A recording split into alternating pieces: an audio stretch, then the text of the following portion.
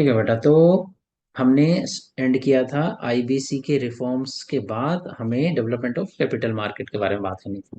ठीक है। तो डेवलपमेंट ऑफ कैपिटल मार्केट में स्टॉक मार्केट बहुत ज़्यादा न्यूज़ में रही, बहुत ज़्यादा मोमेंटम रहा स्टॉक मार्केट में आफ्टर 2020। बहुत स्पीड से हमारे देश में स्टॉक मार्केट ने ग्रो किया पिछले 3-4 सालों में। और अब 2024 में वो स्लो डाउन हो रही है। ठीक है। तो इन्वेस्टर्स, ये कुछ डेटा है जैसे कि तुम कोट कर पाओ, लिख पाओ, बहुत ज़्यादा याद रखने की ज़रूरत नहीं है, बट एक रफ एस्टिमेट जैसे कि लगभग 5 करोड़ थे इन्वेस्टर्स, और वो साढ़े आई मीन 13 करोड़ तक ग्रू करे फाइनेंशियल ईयर 2020 से 2024 तक। और India share in global IPO listing, IPO आपको पता ही होगा, इनिशियल पब्लिक ऑफर। बेसिकली उसमें हम जो है रिसोर्सेज को रेस करते हैं फर्म्स, जैसे कि स्विगी ने अपना आईपीओ रिसेंटली लॉन्च करा था, जोमेटो ने करा था। तो प्राइमरी मार्केट होती है वो, आईपीओ जब आता है तो मींस फर्स्ट टाइम उसकी सेलिंग हो रही होती है। जब आपने, फॉर एग्जांपल, मैंने आईपीओ इशू करा जोमेटो ने, और आपने खरीद लिया, और आप उसको फिर अदिति और मुस्कान आपस में उसे एक्सचेंज करना चाहते हैं, वो सेकेंडरी मार्केट हो। ठीक है। तो आईपीओ से क्या होता है कि फर्स्ट जो मेन वो होती है ना आपकी, क्या कहिए, कैपिटल जो आप ग्रोस फिक्स कैपिटल फॉर्मेशन में कन्वर्ट कर सकते हो। जो मॉनेटरी रिसोर्सेज होते हैं, जो सेविंग्स होती है कंट्री की, वो हाउस होल्ड जब उसे इन्वेस्ट करता है आईपीओ में, तो वो डायरेक्ट कहाँ पर जा रहा होता है, कंपनी के पास जाता है, फर्म के पास जा रहा होता है। तो ये भी एक नया चैनल इंडिया में ओपन हो गया है, क्योंकि जितना ज़्यादा पॉपुलैरिटी मिलेगी स्टॉक मार्केट में, इन्वेस्टमेंट बढ़ेगी, और स्टॉक मार्केट पॉपुलर होगा अमंग्स द यूथ और हाउस होल्ड के बीच में, कि वो भी एक इन्वेस्टमेंट एवेन्यू है बजाय एफडी के, बजाय और बाकी फाइनेंशियल इंस्ट्रूमेंट के, हम क्यों ना स्टॉक मार्केट में इन्वेस्ट करें। तो जब वो होता है ना बेटा ऐसा, तो एक नया चैनल ओपन हो जाता है जिससे आप without the help of banks, ठीक है, without help of developmental financial institutions, जो हमने पहले बात करी, डीएफआई और बैंक्स, आप डायरेक्टली कैपिटल इन्वेस्टर से ले सकते हो। ठीक है। और एक और अच्छी बात है इसमें, इस केस में आपको पैसे वापस भी नहीं देने, क्योंकि वो रिस्क कैपिटल है, उन्होंने आपकी शेयर होल्डिंग ली है। तो ये भी एक अच्छा चैनल बना इंडिया में पिछले 2-4 सालों में, और इसके पीछे आपको पता है बहुत सारे रीजन रहे हैं, एप्स आना और टेक्नोलॉजी ग्रू होना। तो इससे जो है आईपीओ इतने ज्यादा लिस्ट हुए इंडिया में कि हम ये कह सकते हैं IPO listing surge to 30% in 2024, up from 17%। तो ये एक काफी 13% का राइज है ग्लोबल आईपीओ के अगर पूरे दुनिया में ग्लोबली जितने भी आईपीओ लिस्टिंग लिस्टेड हुए होंगे, यूएस में भी आईपीओ लिस्टेड हुए होंगे जो उनकी स्टॉक मार्केट में होंगे, जापान में होंगे उनकी स्टॉक मार्केट में होंगे, तो ग्लोबली जितने आईपीओ लिस्ट हुए, इंडिया का शेयर उसमें काफी 30%, बहुत हाई। तो आप देख सकते हो कि ये एक नया चैनल ओपन हुआ है इन्वेस्टमेंट फंड फंडिंग के लिए। ठीक है।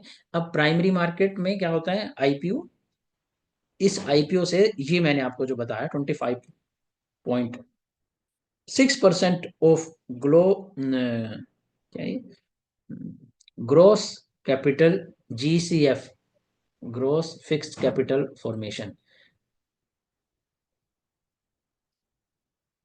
Gross fix capital formation, GFCF है। ठीक है। तो थोड़ा करें, GFC, gross fix capital formation. ठीक है। और इसमें प्राइवेट सेक्टर भी इन्वॉल्व था और पब्लिक सेक्टर ने भी आईपीओ इशू करे थे। तो लगभग जितनी भी देश में gross fix capital formation investment हुई, पब्लिक और प्राइवेट दोनों ने मिलके अगर 100 रुपए की इन्वेस्टमेंट करी ग्रॉस फिक्स कैपिटल फॉर्मेशन, तो उसमें से 25 रुपए कहाँ से आए बेटा, स्टॉक मार्केट से। बाकी 75 के और तरीके रहे होंगे, उन्होंने एनबीएफसी से लोन लिया होगा, या बैंक से लोन लिया होगा, या कोई डीएफआई ने उन्हें पैसे दिए होंगे, या उन्होंने बॉन्ड इशू करे होंगे, लेकिन स्टॉक मार्केट से 25% आया। So it's a quite a big share. ठीक है। प्राइमरी मार्केट में पैसे जो डालते हैं, इन्वेस्ट करते हैं, वो कौन होते हैं, एक तो रिटेल इन्वेस्टर, और ये क्वालिफाइड इन्वेस्टर्स। ठीक है। ये क्वालिफाइड का क्या मतलब हुआ कि फॉरेन से जो कुछ इन्वेस्टमेंट आ रही है उन्हें क्वालिफाई कर रखा है, सेबी ने अलाउ कर रखा है दैट यू कैन इन्वेस्ट। इसमें बहुत सारे एफ आई आईज भी हो जाएंगे। ठीक है। एफ पी आईज भी हो जाएंगे, foreign portfolio investors, foreign institutional investors. तो ये इसमें इन्वेस्ट करते हैं आईपीओ में। और फिर प्राइमरी मार्केट, ये स्टॉक मार्केट की प्राइमरी मार्केट थी। अब देखो कॉर्पोरेट बॉन्ड की मार्केट अगर देखें, प्राइमरी मतलब फर्स्ट टाइम जब कॉर्पोरेट बॉन्ड इशू हो रहा है, तो 99 प्राइवेट प्लेसमेंट होती हैं। रिटेल इन्वेस्टर्स इसमें बहुत कम होते हैं। प्राइवेट प्लेसमेंट का मतलब ये है कि जो इन्वेस्टमेंट बैंकर्स हैं कुछ, और कुछ हेज फंड्स हैं, ये इन्वेस्टमेंट बैंकर्स, बड़े इंस्टीट्यूट्स जैसे मॉर्गन स्टैनले, ऐसे जो इन्वेस्टर्स होते हैं वो डायरेक्टली इन कंपनीज के बॉन्ड में इन्वेस्टमेंट कर देते हैं। सारे वही लगभग खरीद लेते हैं। जो नॉर्मल इंडिविजुअल हाउस होल्ड होते हैं वो इसमें कम इन्वेस्ट करते हैं। तो अच्छा तो ये हो कि ये लोग ज्यादा इन्वेस्ट करें, तो एक नया चैनल डेवलप हो। अभी ये जो प्राइवेट प्लेसमेंट करते हैं, तो इन लोगों ने तो कहीं और से फंड ले रखे हैं, बैंक से ले रखे हैं, या इनके अंदर पब्लिक ने इन्वेस्ट कर रखे हैं इनके म्यूचुअल फंड्स में, और फिर वो वहां से अपने पैसे को जो पब्लिक से रेज किया है कॉर्पोरेट बॉन्ड में इन्वेस्ट करते हैं। ठीक है। लेकिन डायरेक्टली इंडिविजुअल्स इंडिया में इसमें बहुत कम इन्वेस्ट करते हैं। और ज्यादातर जो बॉन्ड्स में इन्वेस्टमेंट होती हैं, एनबीएफसी के बॉन्ड्स में इन्वेस्ट करते हैं या पीएसयू के में करते हैं। तो प्राइवेट सेक्टर में तो बहुत ही कम करते हैं। और इन बॉन्ड्स में ही करते हैं जिनमें triple A, double A plus और ए है रेटिंग। तो यानी जो नया रिस्की वेंचर आया है जिसकी रेटिंग कम है, जैसे मेरी रेटिंग कम है कोचिंग की, तो भाई मेरे में जो इन्वेस्ट करेगा वो रिस्क टेकर हो गया ना, काइंड ऑफ। वो रिस्क नहीं लेना चाहेगा ना। मतलब हर कोई ये सोचेगा ना कि नहीं, जो ओल्ड एक्सपीरियंसड है तो उसी में इन्वेस्ट करें। तो ये सेम बात जो मैं आपको बता रहा हूँ, ऐसा कंपनीज के साथ भी होता है। तो हम लोग इंडिविजुअली नए बिजनेस को लेके डरते हैं, जैसे ओला और ये जो नई कंपनीज आ रही हैं, इनमें क्या ये बॉन्ड इशू करे तो मैं इसमें इन्वेस्ट करूंगा तो मुझे डर लगेगा एक बार को, लेकिन रिलायंस करेगा तो मुझे डर नहीं लगेगा। तो ये एक प्रॉब्लम है, क्योंकि इंडिविजुअल जो नए इन्वेस्टर्स आते हैं उनको मार्केट में डेवलप करने की अपॉर्चुनिटी मिलनी चाहिए, तो उनको फंडिंग मिलनी चाहिए, लेकिन वो इंडिया में नहीं है। तो इंडिया में बॉन्ड मार्केट अच्छे से डेवलप नहीं है। हालांकि आप देखोगे कि आईपीओ में, ओला के आईपीओ में तो इन्वेस्ट कर देंगे लोग, लेकिन ओला के बॉन्ड में नहीं करेंगे। क्योंकि वहां पर क्या है कि एक रिस्क, वो प्रीमियम भी जो है, रिटर्न भी जो है लेस मिलता है बॉन्ड में। आईपीओ में एक हम गैम्बल के पॉइंट ऑफ व्यू से इन्वेस्ट कर देते हैं। एनीवे, बॉन्ड मार्केट जो है इंडिया में अंडर कैपिटलाइज्ड है। ठीक है। और 18% ऑफ जीडीपी ही है बॉन्ड की वैल्यू। इंडिया के जितनी जीडीपी की वैल्यू है उसके 18% ही है। हालांकि चाइना में 36% है और कोरिया में 80% है। तो आपको देखो, अगर चाइना की तरह ग्रो करना है, कोरिया की तरह ग्रो करना है, तो एक हेल्दी, एक अच्छी बॉन्ड्स मार्केट डेवलप होनी, कॉर्पोरेट बॉन्ड मार्केट डेवलप होनी जरूरी है। But India is witnessing a different kind of evolution and development, that rather than our corporate bond market, our IPO market, primary market is becoming the new channel, और वो develop ज्यादा हो रही है। Corporate bond की problem क्या है? एक तो सेकेंडरी मार्केट की एब्सेंस है बेटा। अच्छा, आपने आरव ने इन्वेस्ट कर दिया, बॉन्ड ले लिया, अब वो लिक्विडिटी की प्रॉब्लम इशू फेस कर रहा है। अब वो उस बॉन्ड से निकलना चाहता है, उसको पैसे की जरूरत है। तो वो उसे जब सेल करना जाए अदिति को, तो वो ले नहीं रही, वो उसे बाय नहीं कर रही। तो सेकेंडरी मार्केट नहीं है, तो इसलिए ये भी एक प्रॉब्लम है कि फिर मैं क्यों इन्वेस्ट करूं। इससे बेटर तो मैं स्टॉक मार्केट में इन्वेस्ट करूं, क्योंकि स्टॉक मार्केट में क्या है, लिक्विडिटी है। आप जब भी स्टॉक बेचना चाहोगे तो कोई ले लेगा। So that is another problem, इसलिए बॉन्ड मार्केट डेवलप नहीं है। ठीक है। एक और भी इशू है, जो ये insurance, pension funds can't be invested in bonds that are lower than A rated. एक और भी गाइडलाइन बना रखी है सेबी, आरबीआई ने मिलके, कि ये जो इंश्योरेंस है, ये इरडा ने और पीएफआरडीए ने, इनके जो वो है ना, आरबीआई से भी कह रहा हूँ, इंश्योरेंस का इरडा रेगुलेटर है, पीएफआरडीए रेगुलेटर है पेंशन फंड का, तो उन्होंने गाइडलाइन बना रखी है कि आप भाई बॉन्ड में अगर इन्वेस्ट कर रहे हो तो डबल ए रेटेड से नीचे नहीं करोगे, तो नई कंपनी के लिए आप नहीं करोगे, स्मॉलर प्राइवेट प्लेयर के लिए नहीं इन्वेस्ट करोगे, so this crowds out smaller player in corporate bond market. तो एक ये इशू है, ठीक है। अब सेकेंडरी मार्केट की बात करते हैं, ये तो प्राइमरी मार्केट थी बॉन्ड्स की भी और स्टॉक मार्केट की भी, अब ये सेकेंडरी मार्केट देखो। सेकेंडरी मार्केट में इस साल इंडिया ने क्या विटनेस किया, वोलेटिलिटी थी 2024 में बहुत ज्यादा। एक तो उसका रीजन था कि चाइना जो है स्टिमुलस, इकोनॉमिक स्टिमुलस दे रहा था, एक्सपेंडिचर कर रहा था, एक्सपेंशनरी मॉनेटरी फिस्कल पॉलिसी चला रहा था, तो इसलिए उनकी जीडीपी की एक्सपेक्टेशन ग्रो हो रही थी, तो उनकी कंपनीज की प्रॉफिटेबिलिटी की एक्सपेक्टेशन ग्रो हो रही थी, तो लोग वहां पर स्विच कर रहे थे इंडिया से। इंडिया से एफआईआई जो थे जिन्होंने इंडिया की स्टॉक मार्केट में इन्वेस्ट कर रखा था, वो वहां से पैसा निकालते थे और चाइना के स्टॉक मार्केट में पैसा इन्वेस्ट कर रहे थे। दूसरा, यूएस का इलेक्शन और टैरिफ एक्सपेक्टेशन। सी, ट्रम्प फर्स्ट टाइम जब आए थे तब भी उन्होंने बहुत ज्यादा टैरिफ्स लगाए थे, और टैरिफ लगाने से इंडिया के एक्सपोर्ट हर्ट होते हैं, करंट अकाउंट डेफिसिट में प्रॉब्लम आती है, और जब भी ऐसा होता है तो तुम्हें पता है ना क्या होता है, प्रेशर आता है एक्सचेंज रेट पे। और जब एक्सचेंज रेट पे प्रेशर आता है तो बेटा एक्सपेक्टेड रिटर्न, मंडल फ्लेमिंग में हमने देखा था, एक्सपेक्टेड रिटर्न इम्परफेक्ट मोबिलिटी वाले मंडल फ्लेमिंग में आपने देखा था कि एक्सपेक्टेड रिटर्न रिड्यूस होता है, और जब एक्सपेक्टेड रिटर्न बेटा रिड्यूस होता है तो आउटफ्लो होता है, तो फिर से स्टॉक मार्केट में वोलेटिलिटी आती है। तो ये चैनल भी आपको पता होना चाहिए। तो ये दो मेजर रीजन रहे हैं। और आप जैसा कि आपने देखा, अब आते ही यूएस ने स्टार्ट कर दिया है टैरिफ लगाना। So market capitalization to nominal GDP, तो इंडिया की जितनी भी जीडीपी है नॉमिनल, इन्फ्लेशन इंक्लूडेड,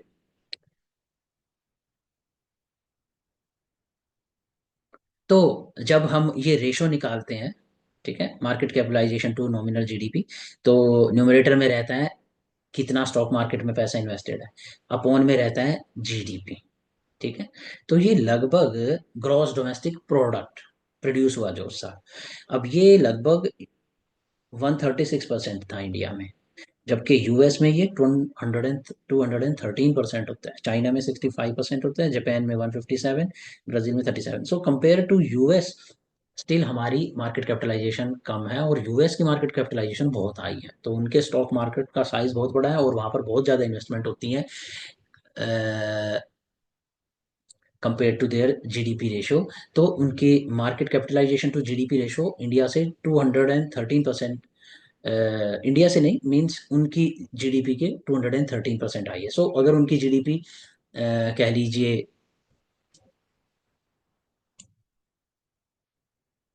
100 है, तो भाई ये जरूर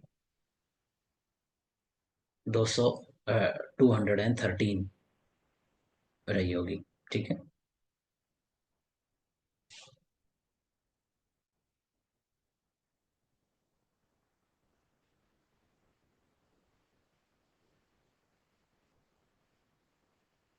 नहीं, इससे भी ज्यादा रही होगी बेटा, ये तो रेशो है, ये सॉल्व करने के बाद 213% आना चाहिए, ठीक है।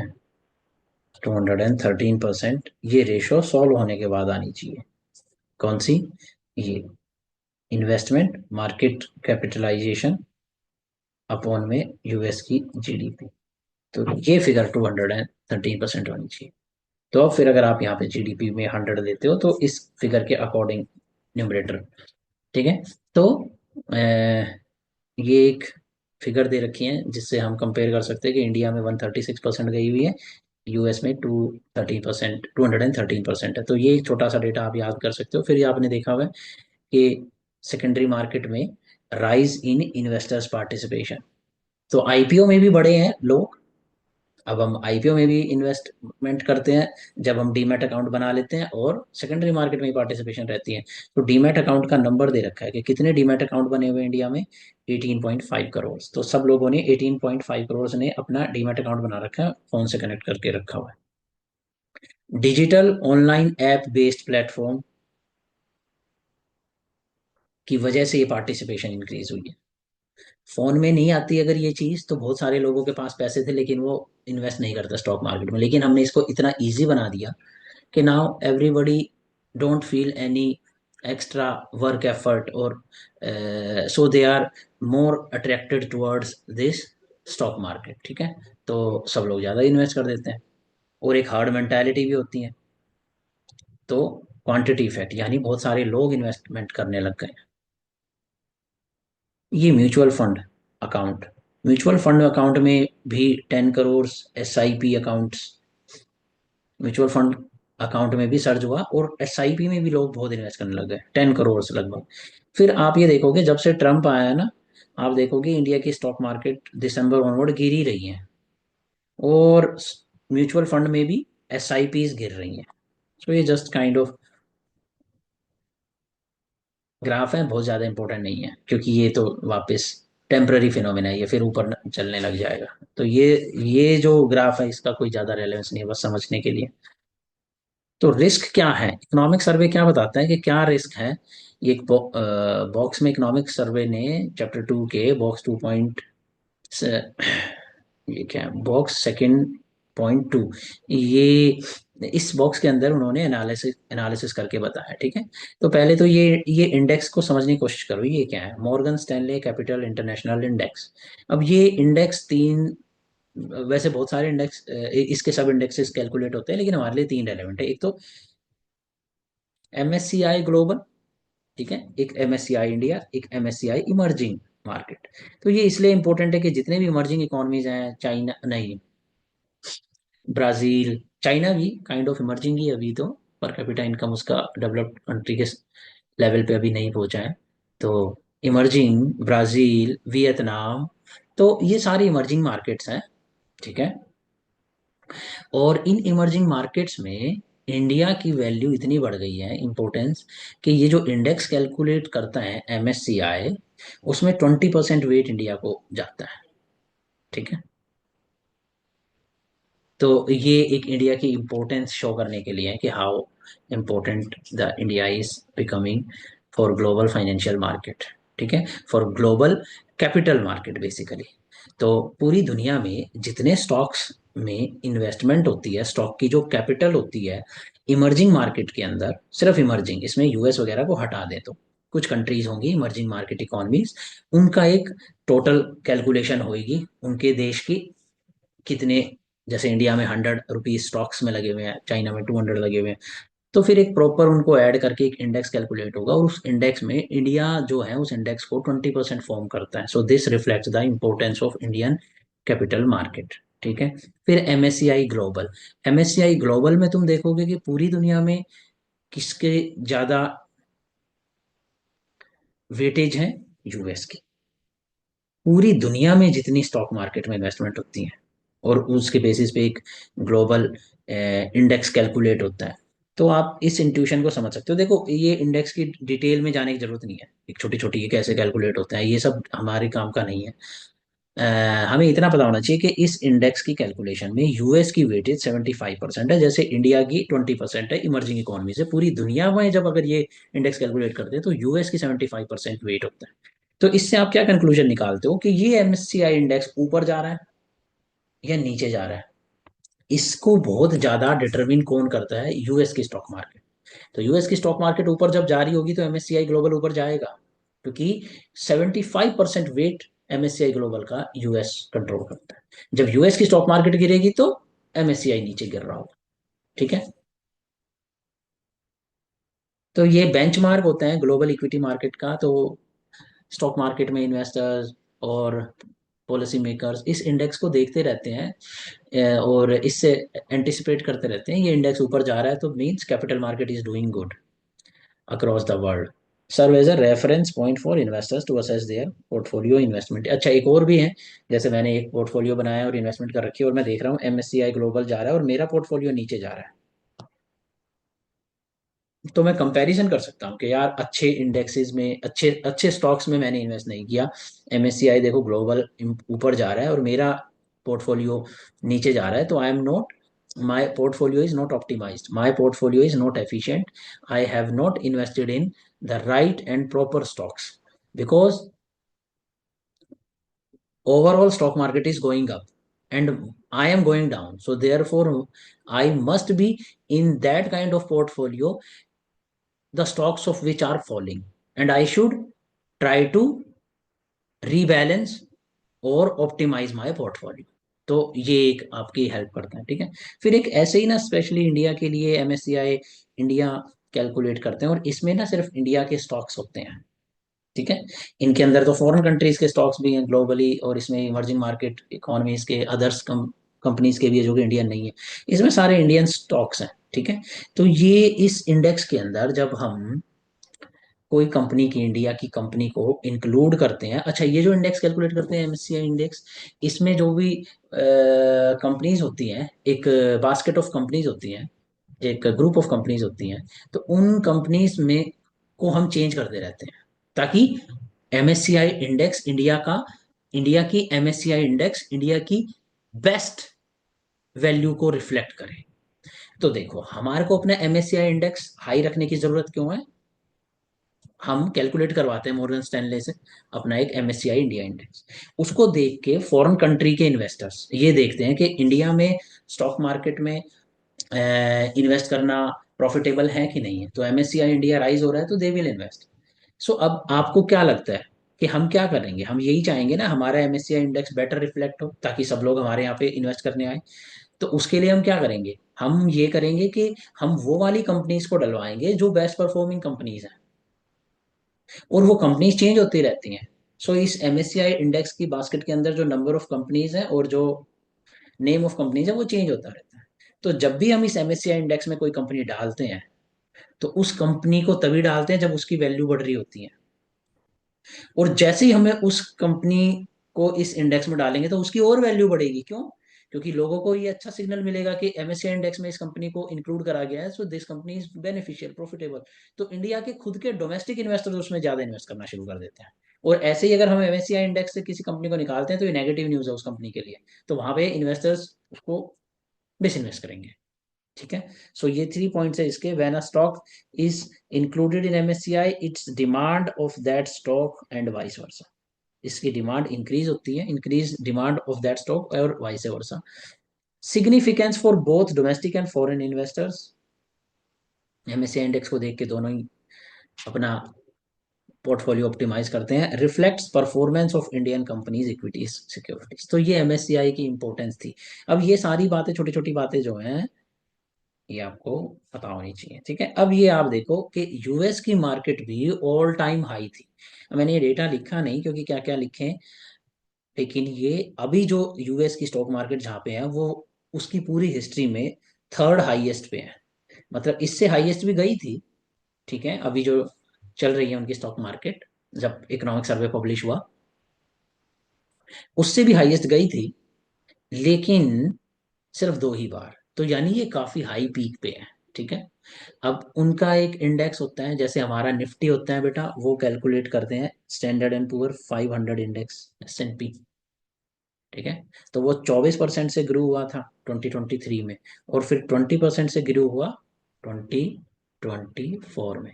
और ये जो रैली आई, जो इंक्रीज आया, उसके क्या रीजंस थे मेन? एक तो रिकॉर्ड प्रॉफिट था कॉर्पोरेट्स का, कॉर्पोरेट के प्रॉफिट्स राइज हुए थे। तो आप देखोगे after Covid show corporate profits have Ryzen, और ऑप्टिमिस्टिक इन्वेस्टर्स थे तो और भी इन्वेस्ट कर रहे थे। और लेकिन ये जो ग्रोथ थी ना, जैसे कि हम लोग 4 बंदे हैं, ठीक है, और हम में से 2 बंदे बहुत कम मार्क्स लेके आ रहे हैं, एक बंदा मीडियम मार्क्स ला रहा है, एक बंदा बहुत ज्यादा मार्क्स ला रहा है। तो जब हम एवरेज निकाल रहे हैं तो काफी अच्छी एवरेज दिख रही है, लेकिन उस एवरेज में कुछ इन्फॉर्मेशन छिपी हुई है। क्या छिपी हुई है? कि सिर्फ एक ही बंदा बहुत हाईएस्ट मार्क्स लेके आया, ठीक है। अब देखो एक बंदे ने 99 मार्क्स ला रखे हैं, एक ने 50 ले रखे हैं, और ये जो 2 बंदे हैं ना, ये लायबिलिटी है। इसमें एक तो फेल ही हो रखा है 10, और एक के 15 है। तो अब आप इसकी एवरेज निकालोगे तो काफी अच्छी एवरेज निकल के दिखाई देगी तुम्हें, ठीक है, काफी अच्छी एवरेज निकलती दिखाई देगी, ठीक है। तो लेकिन इसके अंदर इंफॉर्मेशन छिपी हुई है कि मेन कंसंट्रेटेड परफॉर्मेंस यहाँ पे है। तो इसी तरीके से ये जो स्टॉक मार्केट होती है, अच्छा ये तुमने ज्योग्राफी में पढ़ा होगा, डाइवर्सिटी जो होती है क्या होती है, स्टेबल बनाती है एक इकोसिस्टम को, डाइवर्सिटी। इसी तरीके से अगर आपकी टीम में सिर्फ एक सचिन तेंदुलकर ही बहुत बढ़िया बैट्समैन है, तो वो टीम तो रिस्क पे है, उसकी परफॉर्मेंस गड़बड़ हुई तो पूरी टीम खत्म, उसने रन नहीं बनाए तो। लेकिन अगर आपके पास सारे ही बैट्समैन अच्छे हैं और सारे ही बॉलर अच्छे हैं, तो आपकी टीम वेल बैलेंस्ड है, किसी एक पर्टिकुलर बॉलर और बैट्समैन पर डिपेंडेंट नहीं है। अब यहाँ पर क्या बताना चाह रहे हैं, वो ये बताना चाह रहे हैं कि ये जो रैली, ये जो इंक्रीज आया है ना, ये तीन चार कंपनियों की वजह से है। Apple, Microsoft, amazon, Nvidia. अगर इन चार कंपनियों को देखें तो इनमें ईयर ऑन ईयर रिटर्न जो है 40% हाई था। ठीक है। अब इन ये ऑलरेडी पीक पे पहुंच चुकी हैं, तो अब इसमें और एप्रिसिएशन क्या हो, लोग इसमें पैसे लगाते हुए डरते हैं, क्योंकि कोई चीज महंगी हो गई है, कोई प्लॉट, तो अब उसको कितना खरीदोगे, उसमें आपको एप्रिसिएशन बहुत कम मिलेगी। तो जब बहुत हाई पीक पर ये पहुंच जाते हैं तो किस चीज की एक्सपेक्टेशन होती है, करेक्शन की, करेक्ट हो सकते हैं ये, नीचे आ सकते हैं इनके प्राइसेस। और जब इनमें प्राइस बेटा क्रैश होंगे, रिटर्न नीचे गिरेगा, तो ये पूरी की पूरी यूएस की स्टॉक मार्केट गिर सकती है, तो बहुत रिस्क पे है। कॉशन पर है वहां का इन्वेस्टर, इस वक्त वहां का इन्वेस्टर बहुत कॉशियस है, क्योंकि उसको पता है कि बहुत एप्रिशिएट हो चुकी हैं इन चार की वैल्यूज।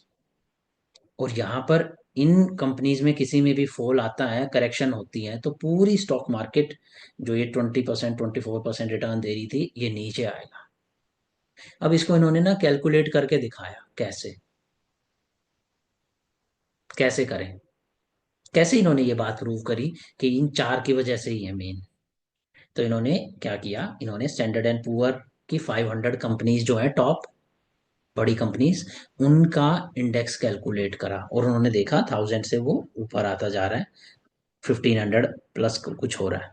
ठीक है, यानी मोर देन 50% ग्रो कर रहे हैं। लेकिन इस स्टैंडर्ड एंड पुअर में जब इंडेक्स कैलकुलेट कर रहे हो, तो कोई बड़ी कंपनी है जो मार्केट का, पूरे इस स्टॉक मार्केट का वैल्यू में 40% शेयर रखती है, तो उसको वेट कितना असाइन करोगे आप, एप्पल को 0.4, माइक्रोसॉफ्ट को 0.2, अगर ये 20% शेयर होल्ड करती हैं तो। और फिर इस वैल्यू को, इंडेक्स को निकाला जाता है स्टैंडर्ड एंड पुअर को, इसमें हर कंपनी को अलग अलग वेट दे रखा होता है। लेकिन अगर मैं ये चीज ना करूं और सारी कंपनीज को सेम वेट दूं, तब आपका इंडेक्स नीचे आ जाएगा। तो पता है मैंने क्या किया, एप्पल, क्योंकि मार्केट का मेजर शेयर होल्ड करता था, और जब उसमें राइज आ रहा था तो स्टैंडर्ड एंड पुअर राइज हो रहा था। जैसे ही मैंने एप्पल को इक्वल बना दिया, उसको भी सेम इंपॉर्टेंस दी, सेम वेट दिया, जो कि माइक्रोसॉफ्ट, amazon और एनवीडिया को दिया, तो इनकी जो इक्वल वेट देने के बाद वैल्यू बढ़ी है, वो 23% से बढ़ी हुई है। ये चीज ये बताती है, ये जो गैप है, कि इसमें टोटल जब आप वैल्यू देख रहे हो स्टैंडर्ड एंड पुअर की, जिसमें वेट असाइन किए गए हुए हैं, तो उसमें ग्रोथ लेड जो करी है स्टॉक मार्केट ने यूएस की, वो मेजरली इन चार कंपनीज से करी है। इस बात को प्रूव करने के लिए ये इंडेक्स, ये S and P equal weight index calculate करके आपके normal S and P index से डिफरेंस कैसे क्रिएट हो रहा है वो दिखा रहे हैं। तो जब हम इक्वल वेट सारी कंपनीज की को इक्वल इंपॉर्टेंस देते हैं और फिर कैलकुलेट करते हैं, तो S and P lower value show कर रहा है। और जब एक हायर वेट दे रहे हैं बड़ी कंपनी को, तो वो हाई वैल्यू दिखा रहा है। तो ये चीज बता रही है कि कंसंट्रेटेड ग्रोथ है in few mega companies, and this is very risky. ये एकदम वैसे ही है जैसे सिर्फ एक विराट कोहली पे डिपेंडेंट है इंडियन क्रिकेट टीम, वो आया और आउट हो गया, तो अब बाकी कोई बचा ही नहीं है, अब खेल खत्म। ठीक है। तो ऐसे में रिस्क हो जाता है, तो उसको जरा सी इंजरी भी हुई तो गेम ओवर। ठीक है। अब ये रिस्क है यूएस स्टॉक मार्केट में, तो इनका नैरो बेस है, कुछ ही कंपनीज में। तो इस नैरो बेस की वजह से एक्सपेक्टेशन की करेक्शन है। दूसरा, ऑलरेडी जिनमें ग्रोथ हुई है वो ऑलरेडी पीक पे है। तो ये एक्सपेक्टेशन की करेक्शन आपकी स्टॉक मार्केट, यूएस की स्टॉक मार्केट को वोलेटाइल बनाती है। और जब ये स्टॉक मार्केट यूएस की वोलेटाइल होगी तो बेटा एमएससीआई ग्लोबल गिरेगा। और एमएससीआई ग्लोबल जब गिरेगा, उसमें 75% वेट तो यूएस का ही है।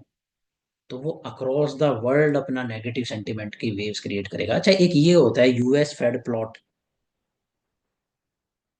यूएस फेड प्लॉट क्या होता है कि यूएस का जो फेड है, जो बैंक है, सेंट्रल बैंक, उसमें उसके कुछ कमेटी मेंबर्स होते हैं, जैसे इंडिया की एमपीसी में होते हैं। और वो अपनी एक्सपेक्टेशन बताते हैं कि फ्यूचर में हमारा रेट ऑफ इंटरेस्ट कितना रहने वाला है। तो वो एक्सपेक्टेशन पे बेस्ड होता है, और वो एक्सपेक्टेशन फॉर्म करी जाती है पास्ट हिस्टोरिकल डेटा को देख के, कि यूएस का कब कब कितना कितना फेडरल रेट रहा था, यानी मैं इसको ये कहूं कि इंडिया का कितना कितना रेपो रेट रहा था। पास्ट एक्सपीरियंस को देख के अब हम अगले 6 महीने में इंडिया का रेपो रेट क्या हो सकता है, गिवन उसकी इन्फ्लेशन। और पहले हमने उसकी इन्फ्लेशन के अकॉर्डिंग उसका रेपो रेट का डेटा देखा। तो ये एक्सपेक्टेशन पे बेस्ड होता है ये प्लॉट डायग्राम। और वो ये इंडिकेट कर रहा है कि यूएस में अब जो फेड रेट यानी उनका पॉलिसी रेपो रेट जो गिरेगा, वो सिर्फ 50 बीपीएस से गिरेगा। पहले एक्सपेक्टेशन थी कि वो 100 बीपीएस से गिरेगा। तो उनकी एक्सपेंशनरी मॉनेटरी पॉलिसी अब लेस एक्सपेंशनरी होने वाली है। अब जब लेस एक्सपेंशनरी होने वाली है तो उनकी डिमांड में बूस्ट लेस होने वाला है। डिमांड में बूस्ट लेस होने वाला है तो प्रोडक्ट्स की सेलिंग और उनकी प्रॉफिटेबिलिटी लेस होने वाली है। और इस बेसिस पे हम ये एक्सपेक्ट कर रहे हैं कि यूएस स्टॉक मार्केट में क्रैश और उसकी करेक्शन एक्सपेक्टेड है इन द ईयर 2025। तो जिन लोगों ने पैसा इसमें लगा दिया है 2023 के बाद, अब 24 में, अब वो लोग सबकी शामत आ सकती है। ये नेगेटिव पेसिमिज्म एक इकोनॉमी में आ गया है। सो एक लंबे टाइम तक हम लोगों का पैसा स्टॉक मार्केट में अटक सकता है। उसकी उसका प्रूफ इकोनॉमिक सर्वे क्या बता रहा है कि ऐसा इसलिए कहा जा रहा है कि यूएस में स्लो डाउन एक्सपेक्टेड है उसकी स्टॉक मार्केट में, और जिसकी वजह से इंडिया पे बहुत इंपैक्ट पड़ेगा। उसके लिए इन्होंने स्टडी करी और उन्होंने कहा what does history tells us. तो इन्होंने एक हिस्टोरिकल एनालिसिस करा और ये देखा कि जो इंडिया के निफ्टी 50 है, उसका बड़ा स्ट्रॉन्ग कोरिलेशन है S&P 500 से, स्टैंडर्ड एंड पुअर 500 कंपनीज से। तो जो इंडिया का निफ्टी 50 इंडेक्स है, इंडिया की बेस्ट 50 कंपनीज का जो इंडेक्स है, उसका S&P 500 से काफी स्ट्रॉन्ग रिलेशन। और इन्होंने क्या देखा, इन्होंने ये स्टडी करी 2000 से लेके 2024 तक।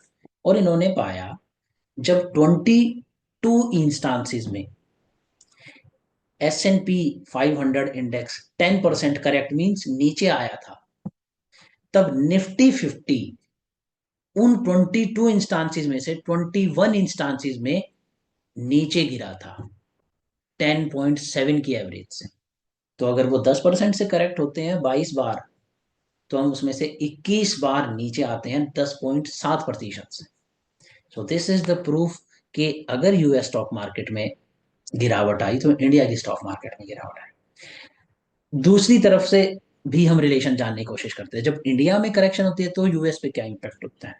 तो ऐसे 51 इंस्टांसिस को हमने इस पीरियड के दौरान देखा 24 ईयर्स में, कि जब निफ्टी 50 करेक्ट हुआ 10% पे, तो क्या यूएस के S&P 500 पे इम्पैक्ट पड़ा। तो उन्होंने क्या बता, स्टडी क्या कहती है कि 51 टाइम्स में से केवल 13 टाइम्स पे ये इफेक्ट पड़ा था। और ये इफेक्ट क्या था कि वो ग्रो करे थे, और कितने से, 0.5% से। सो इंडिया की bad news is not bad news for US. In fact 13 times it has been a good news for them. But US bad news is definitely 99% bad news for India.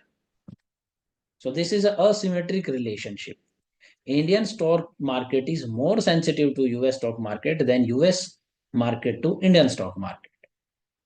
और एक econometrics, तुम लोगों ने अगर college में अगर ये टर्म याद हो, ग्रेंजर कॉजल टेस्ट होता है।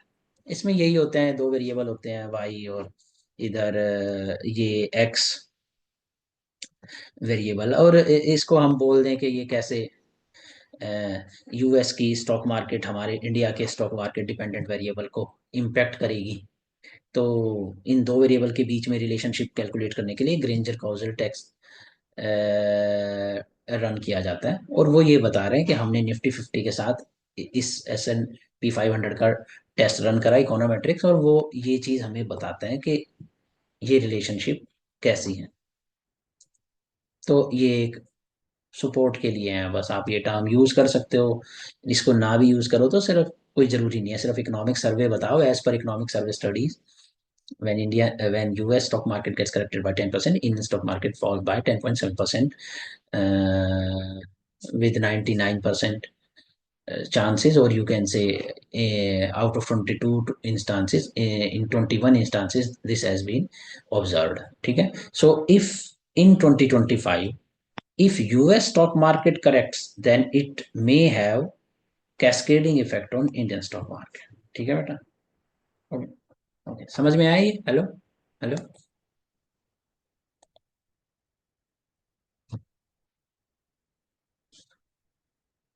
अच्छा, इंटरनेशनल फाइनेंशियल सेंटर, देखो आप, ये एक ऐसा फाइनेंशियल सेंटर बनाया गया है जिसकी कंसेप्शन 2007 में हुई थी। फिर धीरे धीरे ये ऑपरेशनलाइज हुआ और बना। इसको गुजरात में बनाया गया है। इसमें क्या है कि फॉरेनर्स भी आ सकते हैं और इंडिया की खुद की कंपनीज भी यहाँ पर बैंक्स बना सकती हैं, इंश्योरेंस कंपनीज रन कर सकती हैं, कैपिटल मार्केट डेवलप कर सकती हैं, allied support services, asset management companies बना सकती हैं। और इन कंपनीज को, ये जो होंगी, ये इन कंपनीज को ये नहीं रेगुलेट करेगा आरबीआई, सेबी, इरडाई, पीएफआरडीए, बल्कि एक डिफरेंट अथॉरिटी आईएफएससी ये करेगी। और इस सिटी के अंदर स्मार्ट सिटी है ये, बेस्ट टेक्नोलॉजी, बेस्ट इंफ्रास्ट्रक्चर दिया गया है, ताकि 24/7 यहाँ पर काम हो सके। और हम इसको एक ग्लोबल हब बनाना चाह रहे हैं कि पूरे वर्ल्ड के लोग यहाँ पर इस फाइनेंशियल सेंटर को इंडिया के इंटरनेशनल फाइनेंशियल सेंटर बना दें। सब लोग वहाँ पर, यहाँ पर इंडियन कंपनीज भी और फॉरेन कंपनीज भी यहाँ पर अपने ऑफिस बनाएं, और यहाँ पर जो है ग्लोबल फाइनेंशियल मार्केट डेवलप करके यहाँ पर ट्रांजैक्शंस हों, फॉरेन एक्सचेंज की भी, और यहाँ पर स्टॉक मार्केट भी एक इंडिपेंडेंट डेवलप हो। और उसको जो है रेगुलेट करने के लिए हम नहीं चाहते कि जो इनफ्लेक्सिबिलिटी आएगी, जो हर्डल्स आएंगी, जो हमारे डोमेस्टिक रेगुलेटर्स क्रिएट कर सकते हैं उनके लिए, फ्री हैंड उनको देना चाहते हैं, प्ले एंड प्लग फैसिलिटी देना चाहते हैं, तो उसके लिए एक सेपरेट अथॉरिटी बना दी है, ठीक है। अब यहाँ पर क्या क्या होते हैं, इंश्योरेंस, इंडियन और फॉरेन कंपनी आ सकती हैं, एसेट मैनेजमेंट में pension funds, alternative investment fund, portfolio managers यहाँ पर अपनी कंपनीज बना के काम कर सकते हैं, स्टॉक एक्सचेंज डेवलप कर सकते हैं, कमोडिटी एक्सचेंज डेवलप कर सकते हैं, ब्रोकर्स यहाँ पर बिजनेस कर सकते हैं। Allied service and support services में क्या होता है, एयरक्राफ्ट लीजिंग एंड फाइनेंसिंग, और लीगल एंड कंसल्टेंसी सर्विसेज यहाँ पर डेवलप हो सकती हैं, R&D सर्विस, फिनटेक हब बना सकते हैं, ठीक है। और इस ऐसे ऐसे international hub across the world है। तो इंडिया ने भी अब ट्राई किया है, और इंडिया की रैंक इंप्रूव हुई है इस साल, 5 पॉइंट से 52nd रैंक पर, पोजीशन पर हम पहुंच गए हैं इस इंडेक्स के अकॉर्डिंग, ठीक है। Now you come to page number 12। Insurance sector में क्या डेवलपमेंट है, तो देखो इंश्योरेंस सेक्टर में ना ये दो कंसेप्ट आपको याद रखने चाहिए कि इंश्योरेंस पेनिट्रेशन क्या होता है, इंश्योरेंस डेंसिटी क्या होती है। ये फॉर्मूला होता है इंश्योरेंस में प्रीमियम कितना दिया है पूरे देश में। आपने इंश्योरेंस खरीदा, मैंने इंश्योरेंस खरीदा, हम दोनों ने 10,000 प्रीमियम दिया, तो हमारा 20,000 प्रीमियम हो गया। अब उस पूरे देश में जितने भी लोगों ने प्रीमियम दिया उसको ऐड कर दो, और पूरे देश की जीडीपी से उसको डिवाइड कर दो। ये इंश्योरेंस पेनिट्रेशन की वैल्यू को इंडिकेट करता है। इंडिया में ये क्या है बेटा, 2023 में केवल 4% जीडीपी का। फाइनेंशियल ईयर 24 में ये 3.7 हो गया। तो ये 3 to 4% में फ्लक्चुएट करता रहता है। तो एक एवरेज याद कर लो आप, 4% एक एवरेज रख लो इंडिया में। ये डेटा कहीं पे भी यूज कर लेना जब भी कुछ इस सेक्टर से रिलेटेड आए, सोशल सिक्योरिटी से रिलेटेड कोई क्वेश्चन आता है। तो सोशल सिक्योरिटी में इंश्योरेंस भी आते हैं, पेंशन भी आती है। तो आप कर सकते हो कि इंडिया में इंश्योरेंस मार्केट इतनी अच्छी डेवलप नहीं है, इसीलिए तो लोग इंश्योरेंस कराते नहीं है, प्रीमियम नहीं देते हैं। इसीलिए गवर्नमेंट ऑफ इंडिया अलग अलग इंश्योरेंस इंश्योरेंस की स्कीम लेके आती हैं इनफॉर्मल सेक्टर के लिए, क्योंकि लोग पुअर हैं तो अभी इतनी परचेसिंग पावर नहीं है कि इंश्योरेंस करा सके। तो फसल बीमा योजना या और भी ऐसी बीमा योजनाएं हैं प्रधानमंत्री की। तो उन सब से हमारा ऑब्जेक्टिव है कि इंश्योरेंस पेनिट्रेशन बढ़े। और ग्लोबली वर्ल्ड में इंश्योरेंस जो है 7% होता है। Insurance penetration by the way important क्यों है? वो इसलिए इम्पोर्टेंट है क्योंकि इंश्योरेंस अगर नहीं होता है तो ऑलरेडी जिस कंट्री के अंदर 21.9% पुअर है, तो उन लोगों को अगर कोई भी ट्रेजेडी लाइफ में फेस करनी पड़ी, वेदर हेल्थ और लाइफ, तो वो बेटा वापस से पुअर हो जाएंगे, और ज्यादा पुअर हो जाएंगे। क्योंकि देखो 21.9% लोग पुअर है, तो इसके बाद जो 80% बच गए, ठीक है, 78.1% जो बच गए, वो बंदे भी पुअर बन सकते हैं और आपके देश में पॉवर्टी और बढ़ सकती है। रीजन बीइंग तेंदुलकर कमेटी के अकॉर्डिंग है ये फिगर, ठीक है। तो रीजन बीइंग एसबीआई तो अब ये कहने लग गई है, एसबीआई की एक रिपोर्ट आई है कि इंडिया में लगभग 5% पुअर रह गए हैं, ठीक है। तो बेसिकली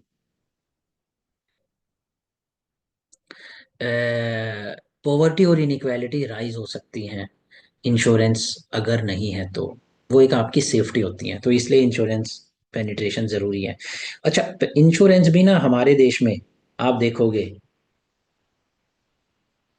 लाइफ के लिए 2.8% है और नॉन लाइफ के लिए 1% था, ठीक है,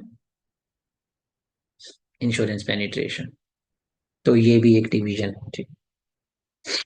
इंश्योरेंस डेंसिटी क्या होती है? इंश्योरेंस प्रीमियम पूरी कंट्री ने जितना भरा उसकी पॉपुलेशन से डिवाइड कर, ये इंडिया की 92 यूएस, और ये यूएस डॉलर में कैलकुलेट होती है, यूएसडी डॉलर कितना, ठीक है। तो इंडिया की अगर 100 पॉपुलेशन है और हमने प्रीमियम 10 भरा हुआ है, तो 10 US डॉलर यूएस डेंसिटी को मेजर कर रहा है। अगर ये 20 प्रीमियम भरा होता तो यूएसडी 20 USD होते ही है, ये यूएसडी डॉलर 20 होते तो। सॉरी मैं ये क्या कर रहा हूँ, आप बात देख भी नहीं रहे। ये कैलकुलेट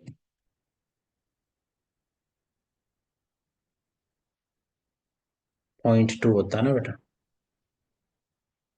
ठीक है, 0.2 हो जाता।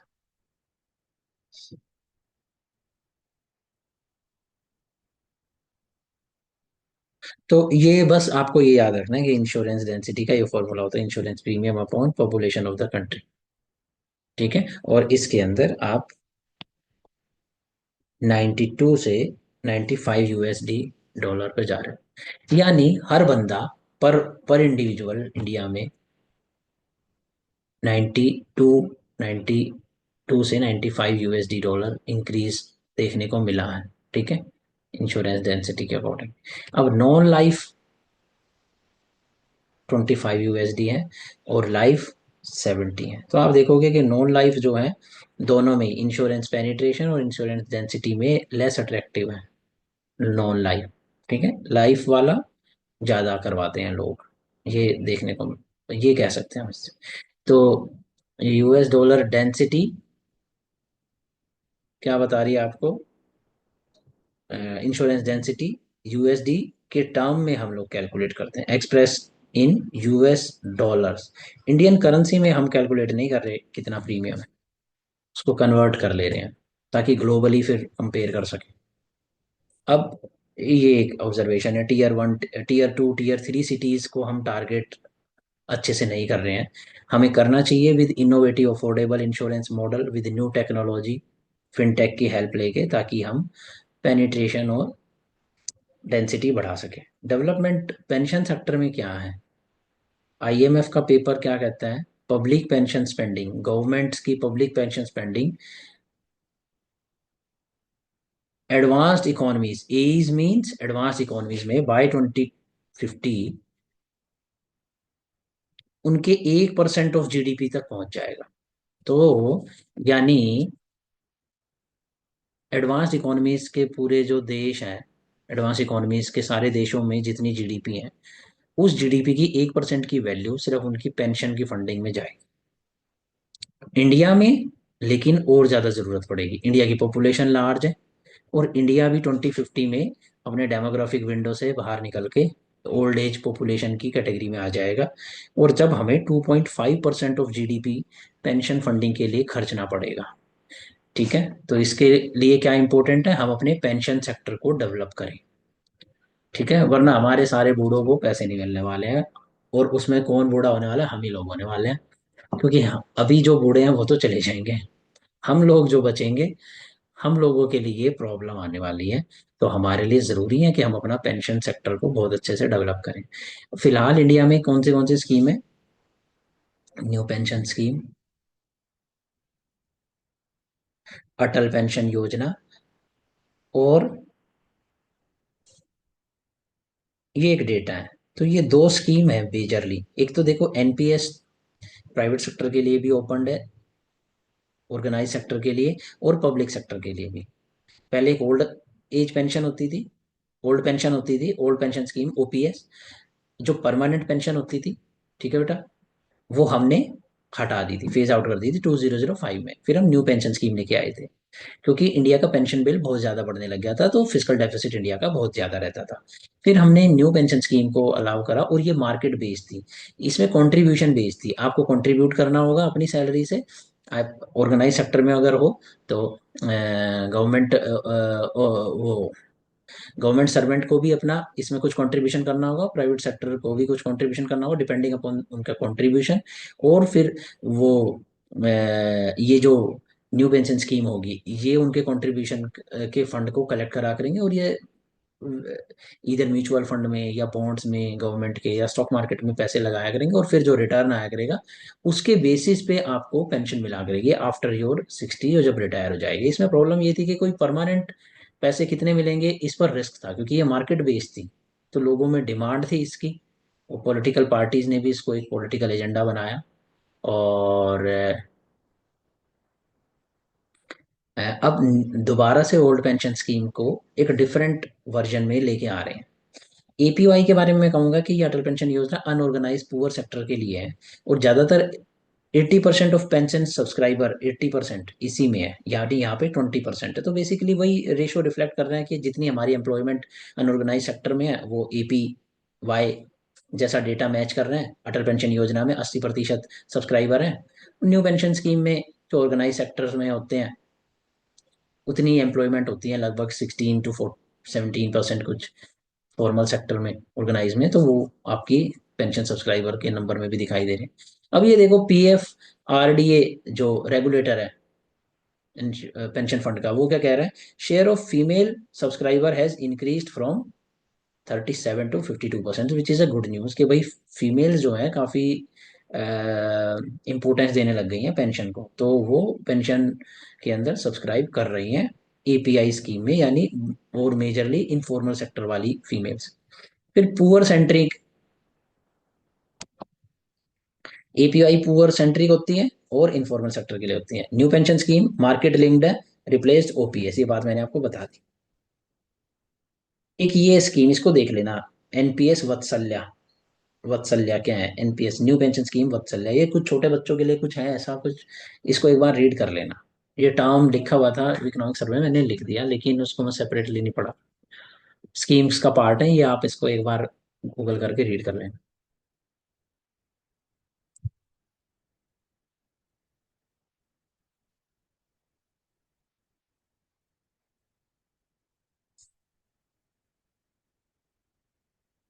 तो ये ईयर है, फाइनेंशियल ईयर 2024 में, फाइनेंशियल ईयर 16 के कंपैरिजन में हमें राइज देखने को मिला है। क्या? कि कितनी पॉपुलेशन अब पेंशन स्कीम्स के अंडर है। पहले 0.95% थी, अब 5.3% of India population is under pension. ठीक है, which is a very good thing, which reflects the success of the present government. That's what it means. 1% लोग पेंशन स्कीम में थे, अब 5% हो गए हैं। तो आप ये डेटा 1 से 5% यूज कर सकते हो ड्यूरिंग दिस 8 years। यूपीएस, जो इसको क्या बोल रहे हैं, यूनिफाइड पेंशन स्कीम, जो नई पेंशन स्कीम के बारे में गवर्नमेंट ने बोला। इसमें क्या है ना, अनलाइक एनपीएस अश्योर्ड पेंशन है, गारंटीड के 50% तो तुम्हें मिलेगा। एम्प्लॉय की एवरेज बेसिक पे जो रही थी लास्ट 12 मंथ्स में,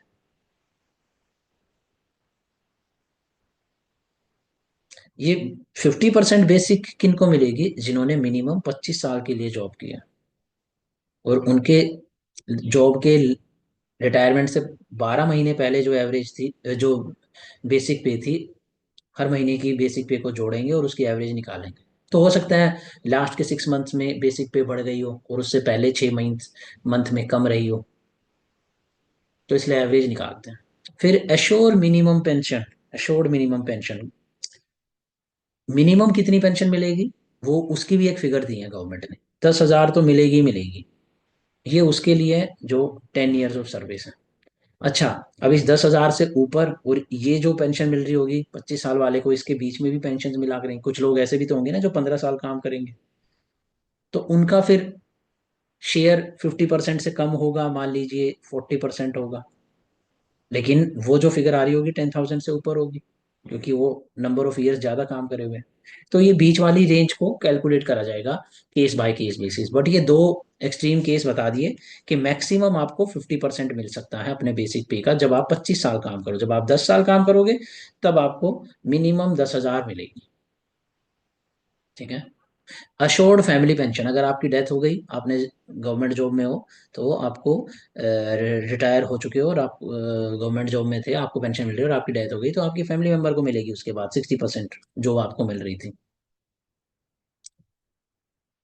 और इस पेंशन को इंडेक्स किया जाएगा। लमसम पेमेंट भी दी जाएगी एक बार में, जो कि बंद हो गई थी अभी पुराने टाइम में। मतलब अभी रिसेंटली एनपीएस में लमसम पेमेंट नहीं मिलती थी, अब वो मिलेगी। और एम्प्लॉय की चॉइस है, एक और चीज है, या तो इस यूनिफाइड पेंशन स्कीम में रहो या न्यू पेंशन स्कीम में रहो। ये मार्केट बेस्ड है, ये अश्योर्ड है। लेकिन ऐसा नहीं कर सकते कि तुम आज इसको ऑप्ट कर लो और फिर 2 महीने बाद बोलो मुझे इस स्कीम में जाना है क्योंकि मुझे लग रहा है यहाँ पर ज्यादा रिटर्न मिलेगा। ये मार्केट बेस्ड है, हो सकता है रिटर्न ज्यादा भी हो सकता है रिटर्न कम भी हो। ये गारंटीड है। तो देखो गवर्नमेंट ने फंसा दिया, कह रही है कि एक ही बार चूज करो। ऐसा नहीं है कि तुम आज ये चूज कर लो फिर कल बोलो 1 साल बाद नहीं मेरे को तो न्यू पेंशन स्कीम में जाना है। या तो आज आप न्यू पेंशन स्कीम में रहो या आप इसमें रहो। So government rigged, and remember that government has more data than you.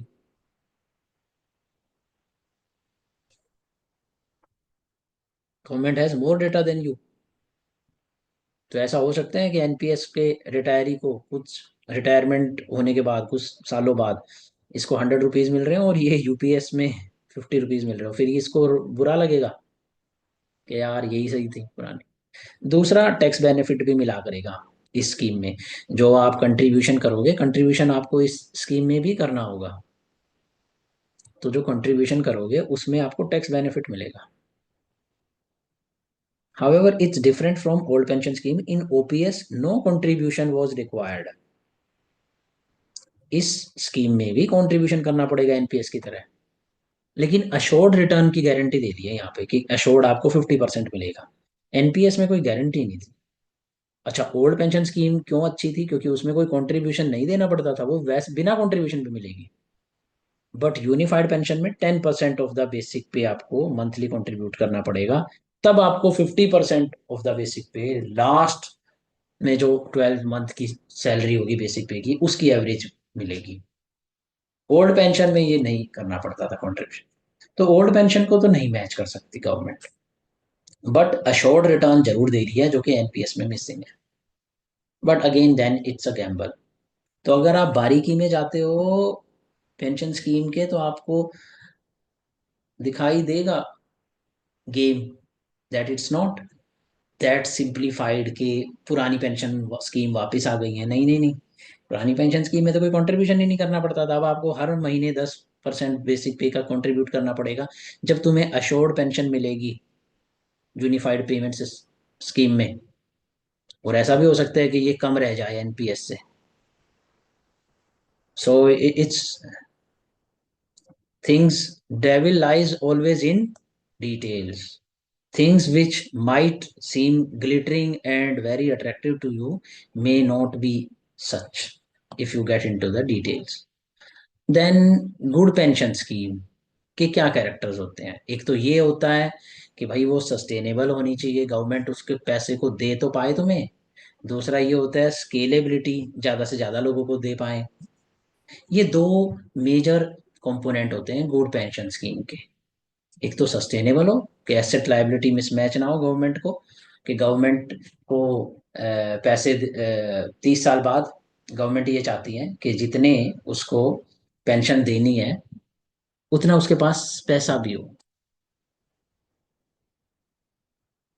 तो ये मिसमैच नहीं होनी चाहिए। स्केलेबिलिटी, सब लोगों को पेंशन दे पाए, इसलिए उस स्केलेबिलिटी के लिए उसकी कॉस्ट लो होनी चाहिए। तो न्यू पेंशन स्कीम में ये दोनों चीजें हैं। एक तो सस्टेनेबल है, क्यों? क्योंकि गवर्नमेंट अब कंट्रीब्यूशन इंडिविजुअल से लेती हैं, अपनी जेब से नहीं देगी। तो लायबिलिटी के साथ एसेट भी तो होनी चाहिए ना। गवर्नमेंट को जो कंट्रीब्यूशन आएगा मंथली वर्कर की तरफ से, वो उसकी एसेट है। लायबिलिटी क्या, जब वो 60 का हो जाएगा और रिटायर हो जाएगा तब हमें उसे पैसे देने हुआ करेंगे, वो लायबिलिटी है। तो एसेट लायबिलिटी मिसमैच खत्म कर देते हैं जब हम कंट्रीब्यूशन बेस्ड स्कीम लेके आते हैं पेंशन के लिए। So this will reduce the burden on physical deficit. और फिजिकल डेफिसिट बेटा रिड्यूस होएगा तो तुम्हें पता ही है कितने सारे फायदे हैं। फिर उस पैसे को हम इंफ्रास्ट्रक्चर पे लगा सकते हैं, पुअर्स के लिए वेलफेयर प्रोग्राम्स पर लगा सकते हैं, डिफेंस सिक्योरिटी इंटरनल सिक्योरिटी पे लगा सकते हैं। फिजिकल डेफिसिट कम होगा तो इन्फ्लेशन भी कम होती है। फिजिकल डेफिसिट कम होगा तो twin deficit, current account deficit में भी रिडक्शन आती है। ये भी तुमने देखा होगा ओपन इकोनॉमी में एब्जॉर्प्शन अप्रोच में जब हमने पढ़ा था। तो देर आर मल्टीपल बेनिफिट्स। सो आप के लिए स्केलेबिलिटी के लिए मैं ये कहूँगा कि स्केलेबिलिटी के हेल्प में हमारी हेल्प किसने करी है? यूपीआई ने। यूपीआई के आने से बेटा कॉस्ट लो हो गई है ट्रांजैक्शन की बहुत सारी। तो इजीली लोगों के बैंक अकाउंट खोले जा सकते हैं, इजीली कहीं पर भी वो बैठे हैं, चाहे वहाँ पे बैंक ब्रांच नहीं है, उनके फोन में अकाउंट खोला जा सकता है और वहां से हम उनसे इजीली कंट्रीब्यूशन ले सकते हैं और इजीली उनको प्रोवाइड कर सकते हैं पेंशन फंड मंथली। तो यूपीआई ने एक बहुत बड़ा रोल प्ले करा है कि लो कॉस्ट बना दिया है पेंशन देना किसी को। तो स्केलेबिलिटी बढ़ गई है और सस्टेनेबिलिटी कंट्रीब्यूशन बेस्ड है। अच्छा, ये एक स्कीम होती है जो पहले चलती थी, आज भी डेवलप्ड कंट्रीज चलाती हैं और इंडिया भी पहले ये करती थी, पेगो।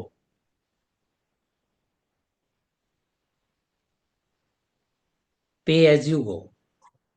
ये अनसस्टेनेबल थी, इन्फ्लेशन लेके आती थी। ग्रीस इटली में पेंशन क्राइसिस रहा, यूके भी आज अंडर स्ट्रेस में है। इसका क्या मतलब हुआ? यंग कंट्रीब्यूट कर रहे हैं और ओल्ड रिसीव कर रहे हैं।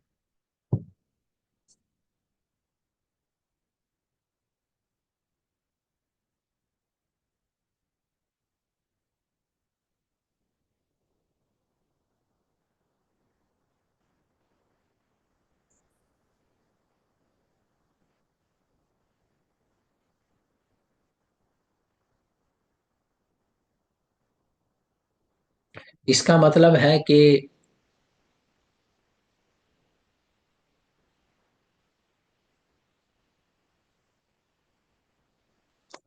जो यंग पॉपुलेशन है इनको हम अश्योरिटी दे रहे हैं कि आपको ओल्ड एज में पेंशन मिलेगी एक फिक्स्ड। लेकिन आज आप अर्निंग करो, काम करो। अब इस देश के अंदर 100 में से 80 पॉपुलेशन यंग है और केवल 20 जो है ओल्ड है। तो इस कंट्री को सिर्फ 20 पॉपुलेशन को पेंशन देनी है, उसके पास 80 यंग है। तो वो क्या करेगी बेटा, इस 80 से जीडीपी प्रोड्यूस करवाएगी, टैक्स लगाएगी, और गवर्नमेंट के पास काफी सारा रेवेन्यू है, और वो इस ओल्ड को 20 को फंड कर सकती है। वॉट इफ डेमोग्राफी चेंजेस, अगर ये डेमोग्राफी चेंज हो जाए तो ये पे एज यू गो सस्टेनेबल नहीं रहेगी। जैसे कि ये हो जाए आपकी 20 और ओल्ड हो जाए आपकी 80% population, then how will you be able to generate so much of tax from these young workers कि आप उनके 80% ओल्ड लोगों को पेंशन दे पाओ। So it is unsustainable. और फिर इससे क्या होगा, इन्फ्लेशन भी जनरेट होगी, क्योंकि 20% ही लोग काम कर रहे हैं तो प्रोडक्शन तो बढ़ नहीं रही, यानी एग्रीगेट सप्लाई कर तो मूव नहीं कर रहा, और 80% लोगों को आप पैसे दे रहे हो, तो स्पेंडिंग वो करेंगे, कंज्यूम करेंगे ओल्ड एज। तो प्रोडक्शन कम है, स्पेंडिंग ज्यादा है, इन्फ्लेशन भी आएगी। और ऐसा कब होता है, जब डेमोग्राफी चेंज होती है। तो ये यूके में अंडर स्ट्रेस में क्यों है, क्योंकि अभी तुम्हें पता है वेस्ट की पॉपुलेशन ओल्ड एज में हो रही है। ग्रीस और इटली ने ये पेंशन सस्टेनेबली अफोर्ड नहीं कर पाए, तो हम लोग क्या कर सकते हैं। एक कंसेप्ट है, देखो ये लिखो, ये नोट्स में नहीं है, इकोनॉमिक सर्वे में नहीं है। लिख लो इसे, प्रेस्टोन कर्व ऑफ डेवलपमेंट। इसका मतलब ये होता है कि जो इमर्जिंग इकोनॉमीज और पुअर इकोनॉमीज है, उनके पास एक एडवांटेज होता है, बेनिफिट होता है कि वो अपने से एडवांस्ड इकोनॉमीज में जो प्रॉब्लम आई है उनकी प्रॉब्लम से लर्न कर सके। तो हम एक बेटर कर्व ऑफ डेवलपमेंट पे जा पाएंगे, pressed on curve of development. हमारी डेवलपमेंट फास्टर होगी और बेटर होगी। उसके लिए हमें क्या करना होगा कि जब हमें पता चल गया ये पेगो मॉडल अनसस्टेनेबल है, जब डेमोग्राफी चेंज होती है, और इंडिया की डेमोग्राफी चेंज हो जाएगी 2050-60 तक, तो फिर इन्फ्लेशन आएगी, अनसस्टेनेबल होगा। तो हम पहले से ही ऐसा मॉडल नहीं बनाते हैं, हम इनफैक्ट कंट्रीब्यूशन बेस्ड बनाते हैं बेटा। कंट्रीब्यूशन क्या, ये जो ओल्ड है जब यंग होंगे, इन्होंने खुद ही अपने लिए कंट्रीब्यूट कर रखा होगा, जो कि एनपीएस है। इन ओल्ड को पेंशन देने के लिए हमें इन यंग पे टैक्स, इन यंग के टैक्स कलेक्शन पर डिपेंडेंट नहीं होना होगा। इन ओल्ड ने अच्छे पेरेंट्स होने के नाते,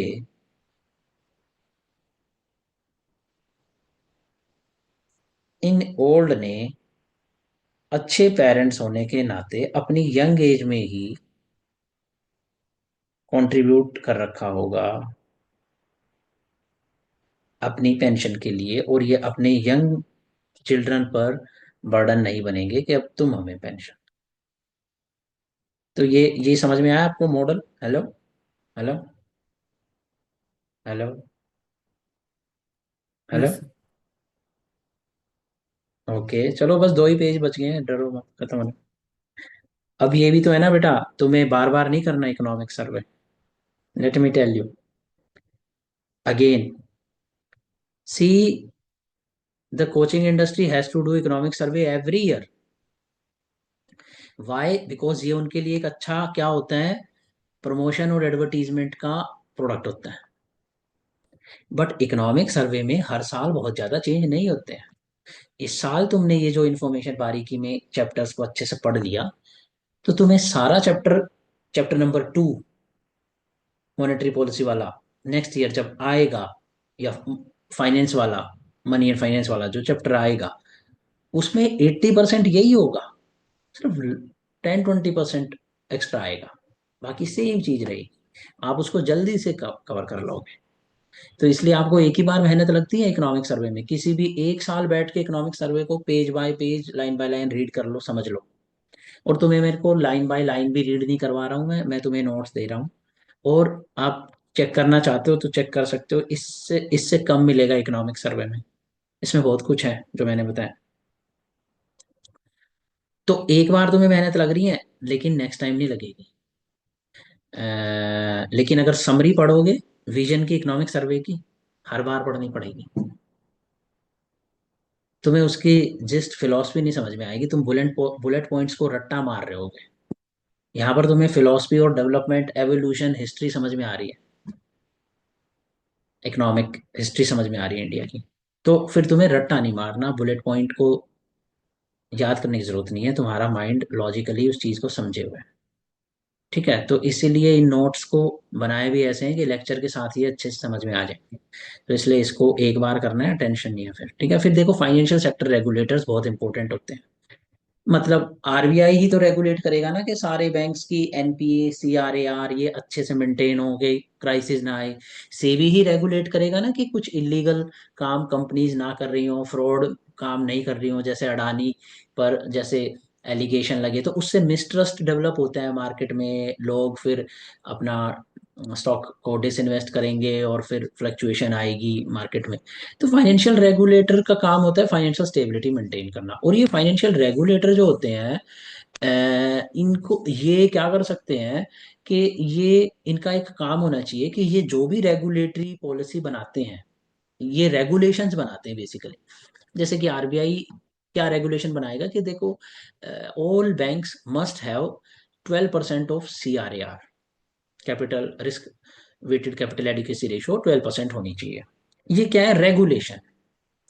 अब इस रेगुलेशन से ऐसा हो सकता है ना कि सीआरएआर 12% मेंटेन करने के चक्कर में बैंक जो है कम लोन देता है, क्योंकि सीआर या सीआरएआर एक ही बात होती है कैपिटल एडिक्वेसी रेशो में।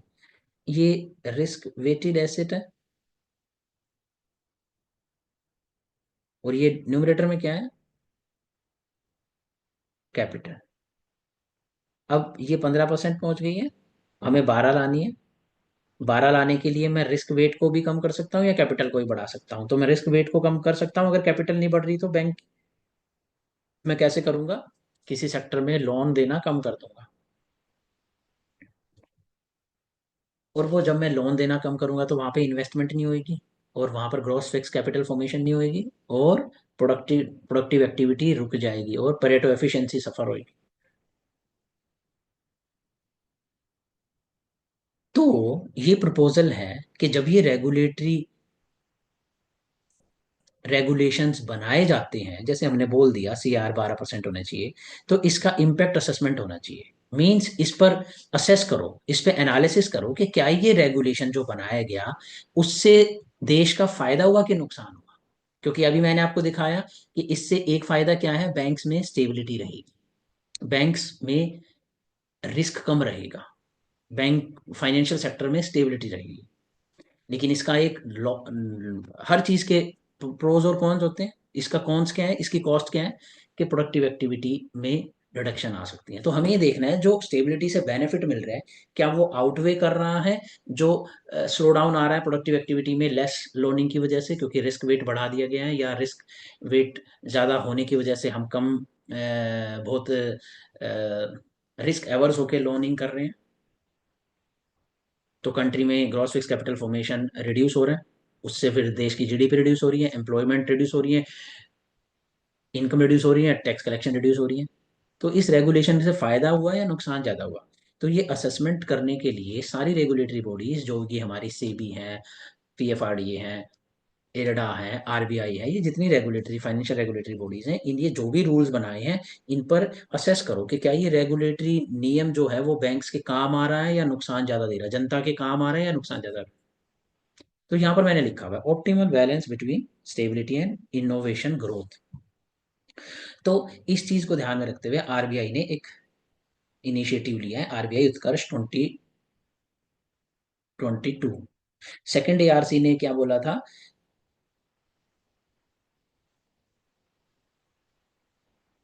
Review of IRBs regulation, institutional regulatory bodies का रेगुलेशन का रिव्यू सेकंड एआरसी ने भी रिकमेंड किया था। और वाइडर पब्लिक कंसल्टेशन होनी चाहिए जब ऐसे रेगुलेशन बनते हैं।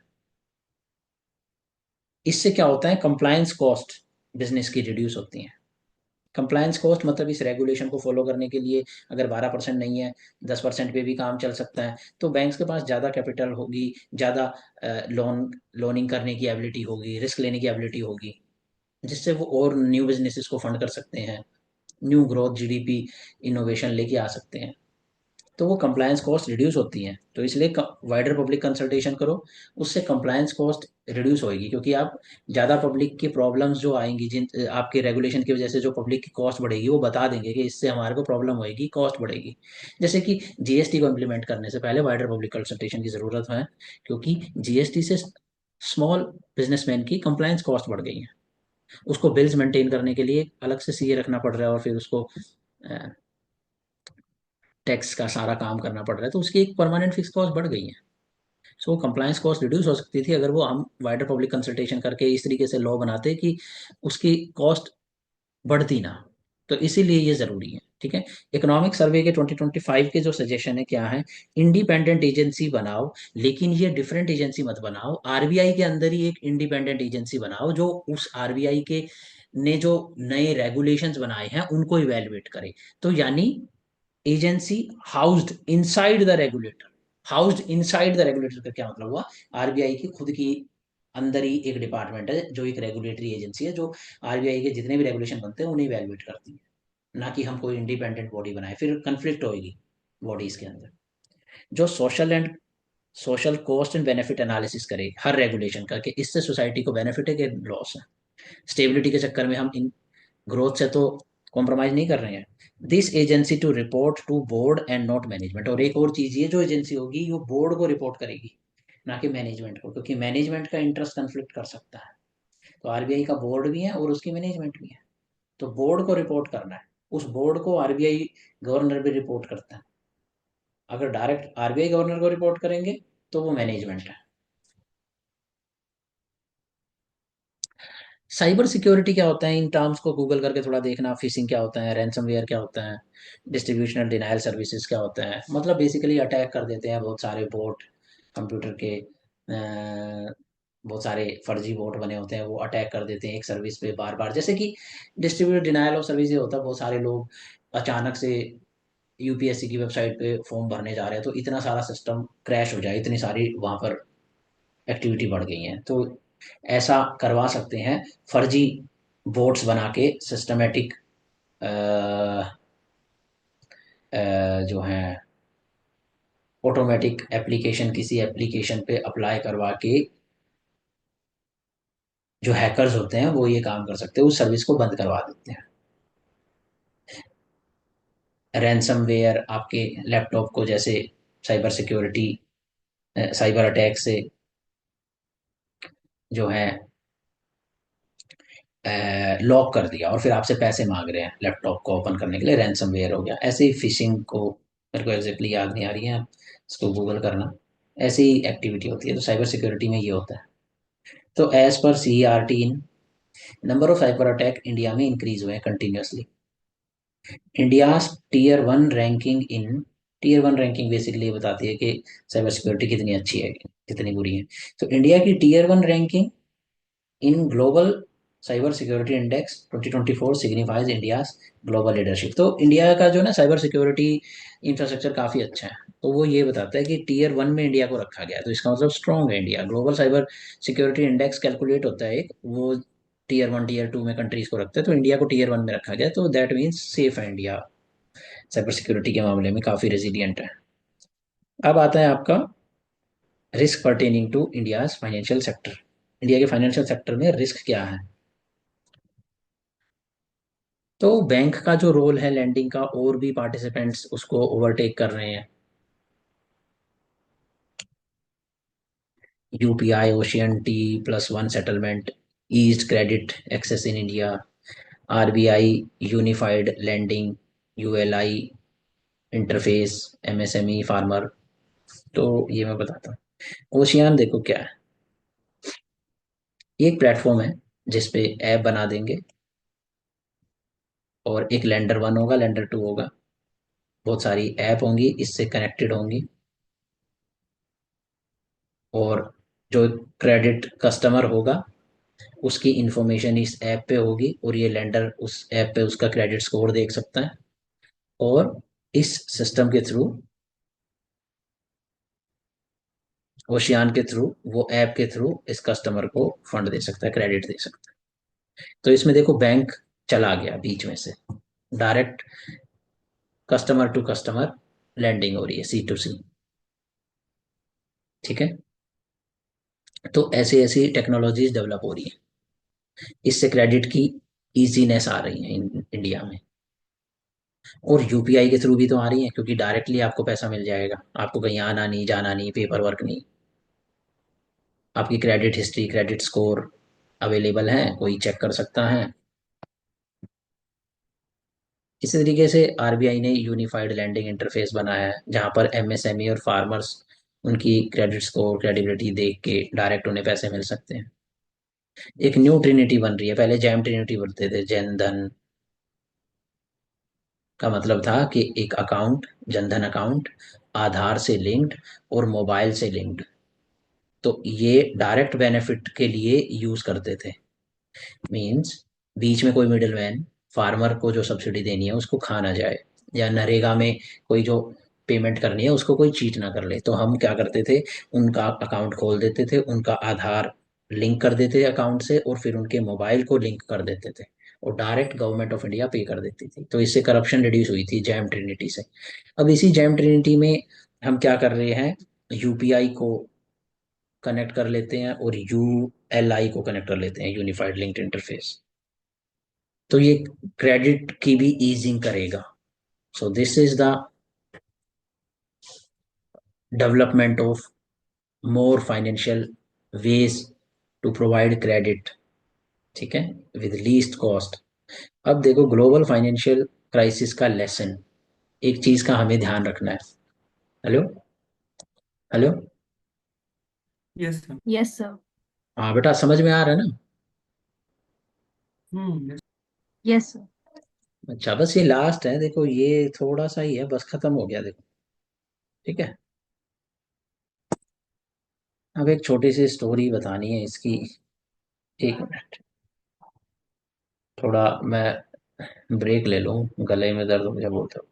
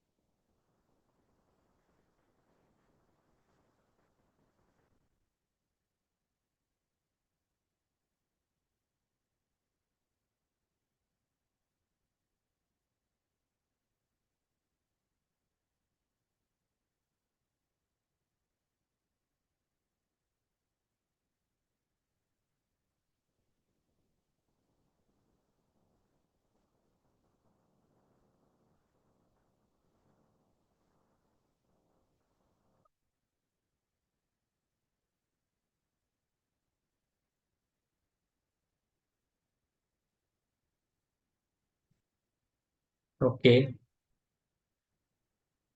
देखो, कुछ महीने पहले हमारे चीफ इकोनॉमिक एडवाइजर ने एक टर्म यूज करी थी, financialisation, over financialisation of an economy. Over financialisation का मतलब होता है कि देश में रियल एक्टिविटी से ज्यादा फाइनेंस क्रिएट हो रहा है, फाइनेंशियल इन्वेस्टमेंट ज्यादा हो रही है। Gross fix capital formation, physical investment कम होती है। मतलब मैं, आप, हम लोग ना, जो भी पैसा इन्वेस्ट कर रहे हैं वो स्टॉक्स में इन्वेस्ट कर रहे हैं, और स्टॉक्स में वो पैसा जाने के बाद ऐसा नहीं है कि वहां से जो कंपनी उस पैसे को ले रही है वो उससे फिजिकल इन्वेस्टमेंट कर रही है। नहीं, वो कंपनी उस पैसे को लेके किसी और फाइनेंशियल इंस्ट्रूमेंट में पैसा लगा रही है। तो ये हो क्या रहा है, सब ना फाइनेंस में ही पैसा लगा रहे हैं, और वो पैसा ऐसे ही एक इंस्ट्रूमेंट से दूसरे इंस्ट्रूमेंट में घूम रहा है। तो उस के बेसिस पे कोई प्रोडक्शन एक्टिविटी नहीं हो रही। तो जब प्रोडक्शन एक्टिविटी नहीं हो रही तो वो पैसा कर क्या रहा है? वो सर्कु सर्कु सर्कुलर वे में बस घूमे जा रहा है पैसा। और जब वो पैसा घूम रहा है तो जिन जिन एसेट्स में हम वो पैसा लगा रहे हैं उस एसेट्स के प्राइसेस बढ़ रहे हैं। बट एक्चुअली में उन एसेट्स को बाय करने वाला कोई भी नहीं है। क्यों? क्योंकि उस मनी से कुछ चीज प्रोड्यूस तो हुई नहीं जिसको कि कोई बाय कर ले। और फिर जिसने लास्ट में पैसा लिया है, रेस किया है, वो आपके पैसे को रिफंड कर दे। Are you getting my point? समझ में आ रहा है बेटा? हेलो। ए ने पैसा सही पर। ए ने बी के स्टॉक में पैसा लगा दिया। बी ने सी के बॉन्ड में पैसा लगा दिया।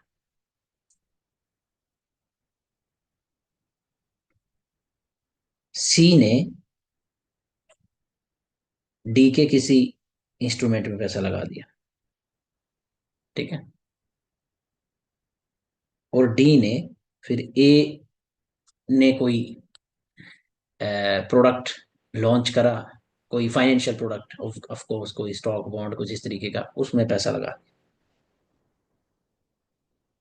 अब ये सब वेट कर रहे हैं।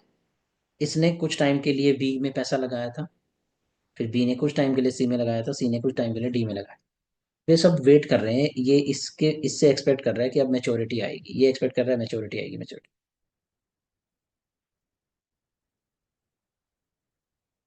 तो क्योंकि कुछ प्रोड्यूस तो हुआ ही नहीं है कोई भी प्रोडक्ट, तो ये सब कुछ स्पेकुलेशन पे चल रहा है और ये क्राइसिस आ जाएगा।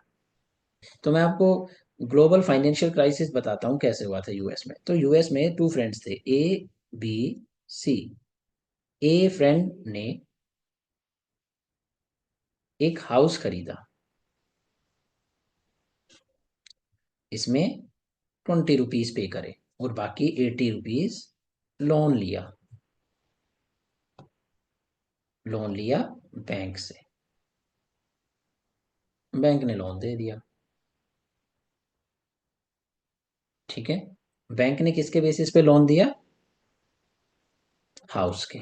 इसने इसको कोलेटरल बना लिया कि चलो पैसे नहीं वापस किए तो मैं इसका हाउस सेल कर दूंगा, वो मैंने कोलेटरल बना लिया।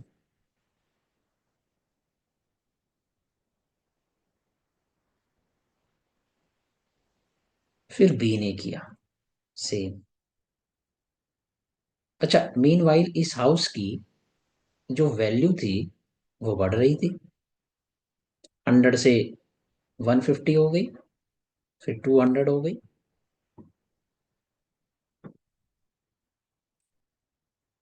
अच्छा, बैंक्स भी बड़े ओवर स्मार्ट बन रहे थे क्योंकि फाइनेंशियलाइजेशन हो गई थी इकोनॉमी की। तो बैंक ने क्या किया, ये जो कोलेटरल था हाउस, इसकी बैकिंग पे एक सिक्योरिटी बनाई, एक स्टॉक बनाया। किस पर बेस्ड? हाउसिंग पे बेस्ड, हाउसिंग सोसाइटीज पे बेस्ड। कि भाई ये डीएलएफ का स्टॉक है। और इसको रेटिंग दिलाई AAA, एकदम सेफ है। और जो इन्वेस्टमेंट बैंकर थे, गोल्डमैन सैक, उनको ये बैंक्स ने ये सिक्योरिटी ऑफर करी। इस सिक्योरिटी एक्स में आप पैसे लगाओ। इसने पैसे लगा दिए। तो इस सिक्योरिटी में जब इसने पैसे लगाए, इसका इस सिक्योरिटी की डिमांड बढ़ी, इसका प्राइस बढ़ने लग गया। जब ये सिक्योरिटी का प्राइस बढ़ रहा था, ये किस पे बेस्ड थी? हाउस पे बेस्ड थी। इसका प्राइस और बढ़ने लग गया। ए और बी ने 100 रुपीज का हाउस खरीदा था, 20 रुपीज पे किए थे, 80 रुपीज बैंक से लोन लिए थे। और अब ये एप्रिसिएशन देख रहे थे अपने हाउस की वैल्यू में 200। तो इनको तो बहुत सारा रिटर्न और बेनिफिट मिल गया। अब इन्होंने ये बात सी को बताई। सी ने फिर से यही किया। तो हाउस की डिमांड और राइज हुई। अब बैंक्स ने इनको लोन दिए थे, कुछ इंस्टॉलमेंट पे करनी होती है ना, हर थर्ड मंथ, हर 1 मंथ। और कुछ साल का लोन होगा, 3 साल 5 साल। अब इन लोगों में से सबके पास घर थे ऑलरेडी। इन्होंने यहाँ पर पैसा केवल पैसा डबल भरने के लिए लगाया था, घर में रहने के लिए नहीं। तो ए के बाद सी, सी ने बताई स्कीम डी को, डी ने बताई ई को, सब ने ऐसे ही कर दिया। और हाउसेस के प्राइस 2000 पहुंच गए। और एट द सेम टाइम इस पर जो कोलेटरल सिक्योरिटी बेस्ड थी, इसके प्राइसेस भी स्काई रॉकेटिंग। तो ग्लोबल फाइनेंशियल क्राइसिस कैसे हुआ था वो स्टोरी सुना रहा हूं तुम्हें मैं। अब ये प्रॉब्लम, क्या करें। अब क्या हुआ कि ए ए को ए को अब ये हाउस प्रॉफिट बुक करके निकलना था, डी को बेचना था, ई को बेचना था। इसने बेच दिया, इन्होंने ले लिया। फिर ऐसे ही इन्होंने बुक करा, इन्होंने एफ और जी को कर दिया। फिर उस चेन के अंदर कोई एक बंदा आया और फिर उसे इंस्टॉलमेंट पे करनी थी, मंथली। और इन लोगों के पास 20 रुपीज होते थे, स्टार्टिंग में पे कर देते थे, बाद में इनको इंस्टॉलमेंट पे करनी होती थी। तो एक बंदा इंस्टॉलमेंट नहीं पे कर पाया, लेट्स से एक्स इंस्टॉलमेंट नहीं पे कर पाया। जैसे इंस्टॉलमेंट नहीं कर पाए, इसने कर दिया एनपीए घोषित, बैंक ने। ठीक है। ये इसलिए इंस्टॉलमेंट नहीं पे कर पाया क्योंकि इसके पास 6 मंथ के पैसे थे इंस्टॉलमेंट के। ठीक है। तो जितने भी स्पेकुलेटर्स थे मार्केट में, A B C D E F G H I तक, सब खत्म हो गए। अब आई के बाद जे को जब ये सेल करना चाहते थे तो कोई जे आया ही नहीं। इन सबके पास 20 रुपए डाउन पेमेंट होते थे और 20 रुपए होते थे अगले 6 महीने की इंस्टॉलमेंट पे करने के लिए। उस 6 महीने के अंदर इंस्टॉलमेंट पे करके घर का प्राइस बढ़ता था, ये उसको सेल करके निकल जाते थे। ठीक है। ऐसा हो रहा था। फिर एक बंदा आया, जब वो बेचना चाह रहा था अपने घर को, 6 महीने क्रॉस हो गए, उसके पास इंस्टॉलमेंट के पैसे ही नहीं थे। अब क्योंकि कोई बाय नहीं कर रहा था। तो आप देख रहे हो, ये हाउसेस, हाउसिंग बबल बोलते हैं इसे, ये टेम्पररी बाय हो रहा था बस, 6 6 महीने के लिए, इसमें कोई रहने नहीं आ रहा था। तो रियल इकोनॉमी की कोई एक्चुअल डिमांड थी ही नहीं कभी, केवल फाइनेंशियल इंस्ट्रूमेंट की डिमांड थी। इस घर में कोई कभी रहने ही नहीं आ रहा था। तो अचानक से लास्ट वाला बंदा, it's a game of musical chairs, जो लास्ट वाला बंदा फंसा, जो अपने इसको स्पेकुलेशन में सेल नहीं कर पाया क्योंकि अब कोई स्पेकुलेटर था ही नहीं, उसने इंस्टॉलमेंट पे डिफॉल्ट मारा। तो पैनिक आ गया पूरी मार्केट। अब ये सारे के सारे ए बी सी जिनके पास भी हाउसेस थे, वो हाउसेस को सेल करने लग गए। सडनली हाउसेस की डिमांड तो कुछ भी नहीं है, और सप्लाई एकदम यहां पर पहुंच गई। ये 2000 का हाउस था, ये सीधा 10 रुपीज का हाउस बन गया। अब ये जो सिक्योरिटीज थी, इनकी अंडरलाइन वैल्यू क्या थी? हाउस। अब जो हाउस ही, जिसके बेस पे ये सिक्योरिटीज बनाई थी बैंक ने, 10 रुपए का रह गया, तो सिक्योरिटी की कीमत भी 10 रुपीज हो गई। और इस सिक्योरिटीज को सब लोग सेल करने लग गए। और गोल्डमैन सैक ने हैविली इसमें इन्वेस्ट किया था, तो उसकी एसेट लायबिलिटी मिसमैच हो गई और उसकी बैलेंस शीट खराब हो गई। अब इसने अपने कस्टमर से पैसे ले रखे थे, जो इसमें इन्वेस्टमेंट के लिए पैसे देते थे, और ये उनके इन्वेस्टमेंट बैंकर थे, पैसे लगाते थे स्टॉक मार्केट में अक्रॉस द वर्ल्ड और इंस्ट्रूमेंट्स में। ये बंदे यूरोप से आते थे, ये बंदे फ्रांस से थे, ये बंदे और अदर ऑस्ट्रेलिया न्यूजीलैंड से होंगे। इनके देश में भी ये क्राइसिस फैल गया। इस तरीके से पूरे वर्ल्ड में ये क्राइसिस फैला। तो आपने क्या देखा, ये हाउसिंग बबल क्रिएट हुआ। हाउसिंग बबल जब क्रिएट हुआ, कैसे हुआ? ओवर फाइनेंशियलाइजेशन से, कि फाइनेंशियल इंस्ट्रूमेंट बन रहे हैं, रियल इकोनॉमी पे कुछ काम नहीं हो रहा है।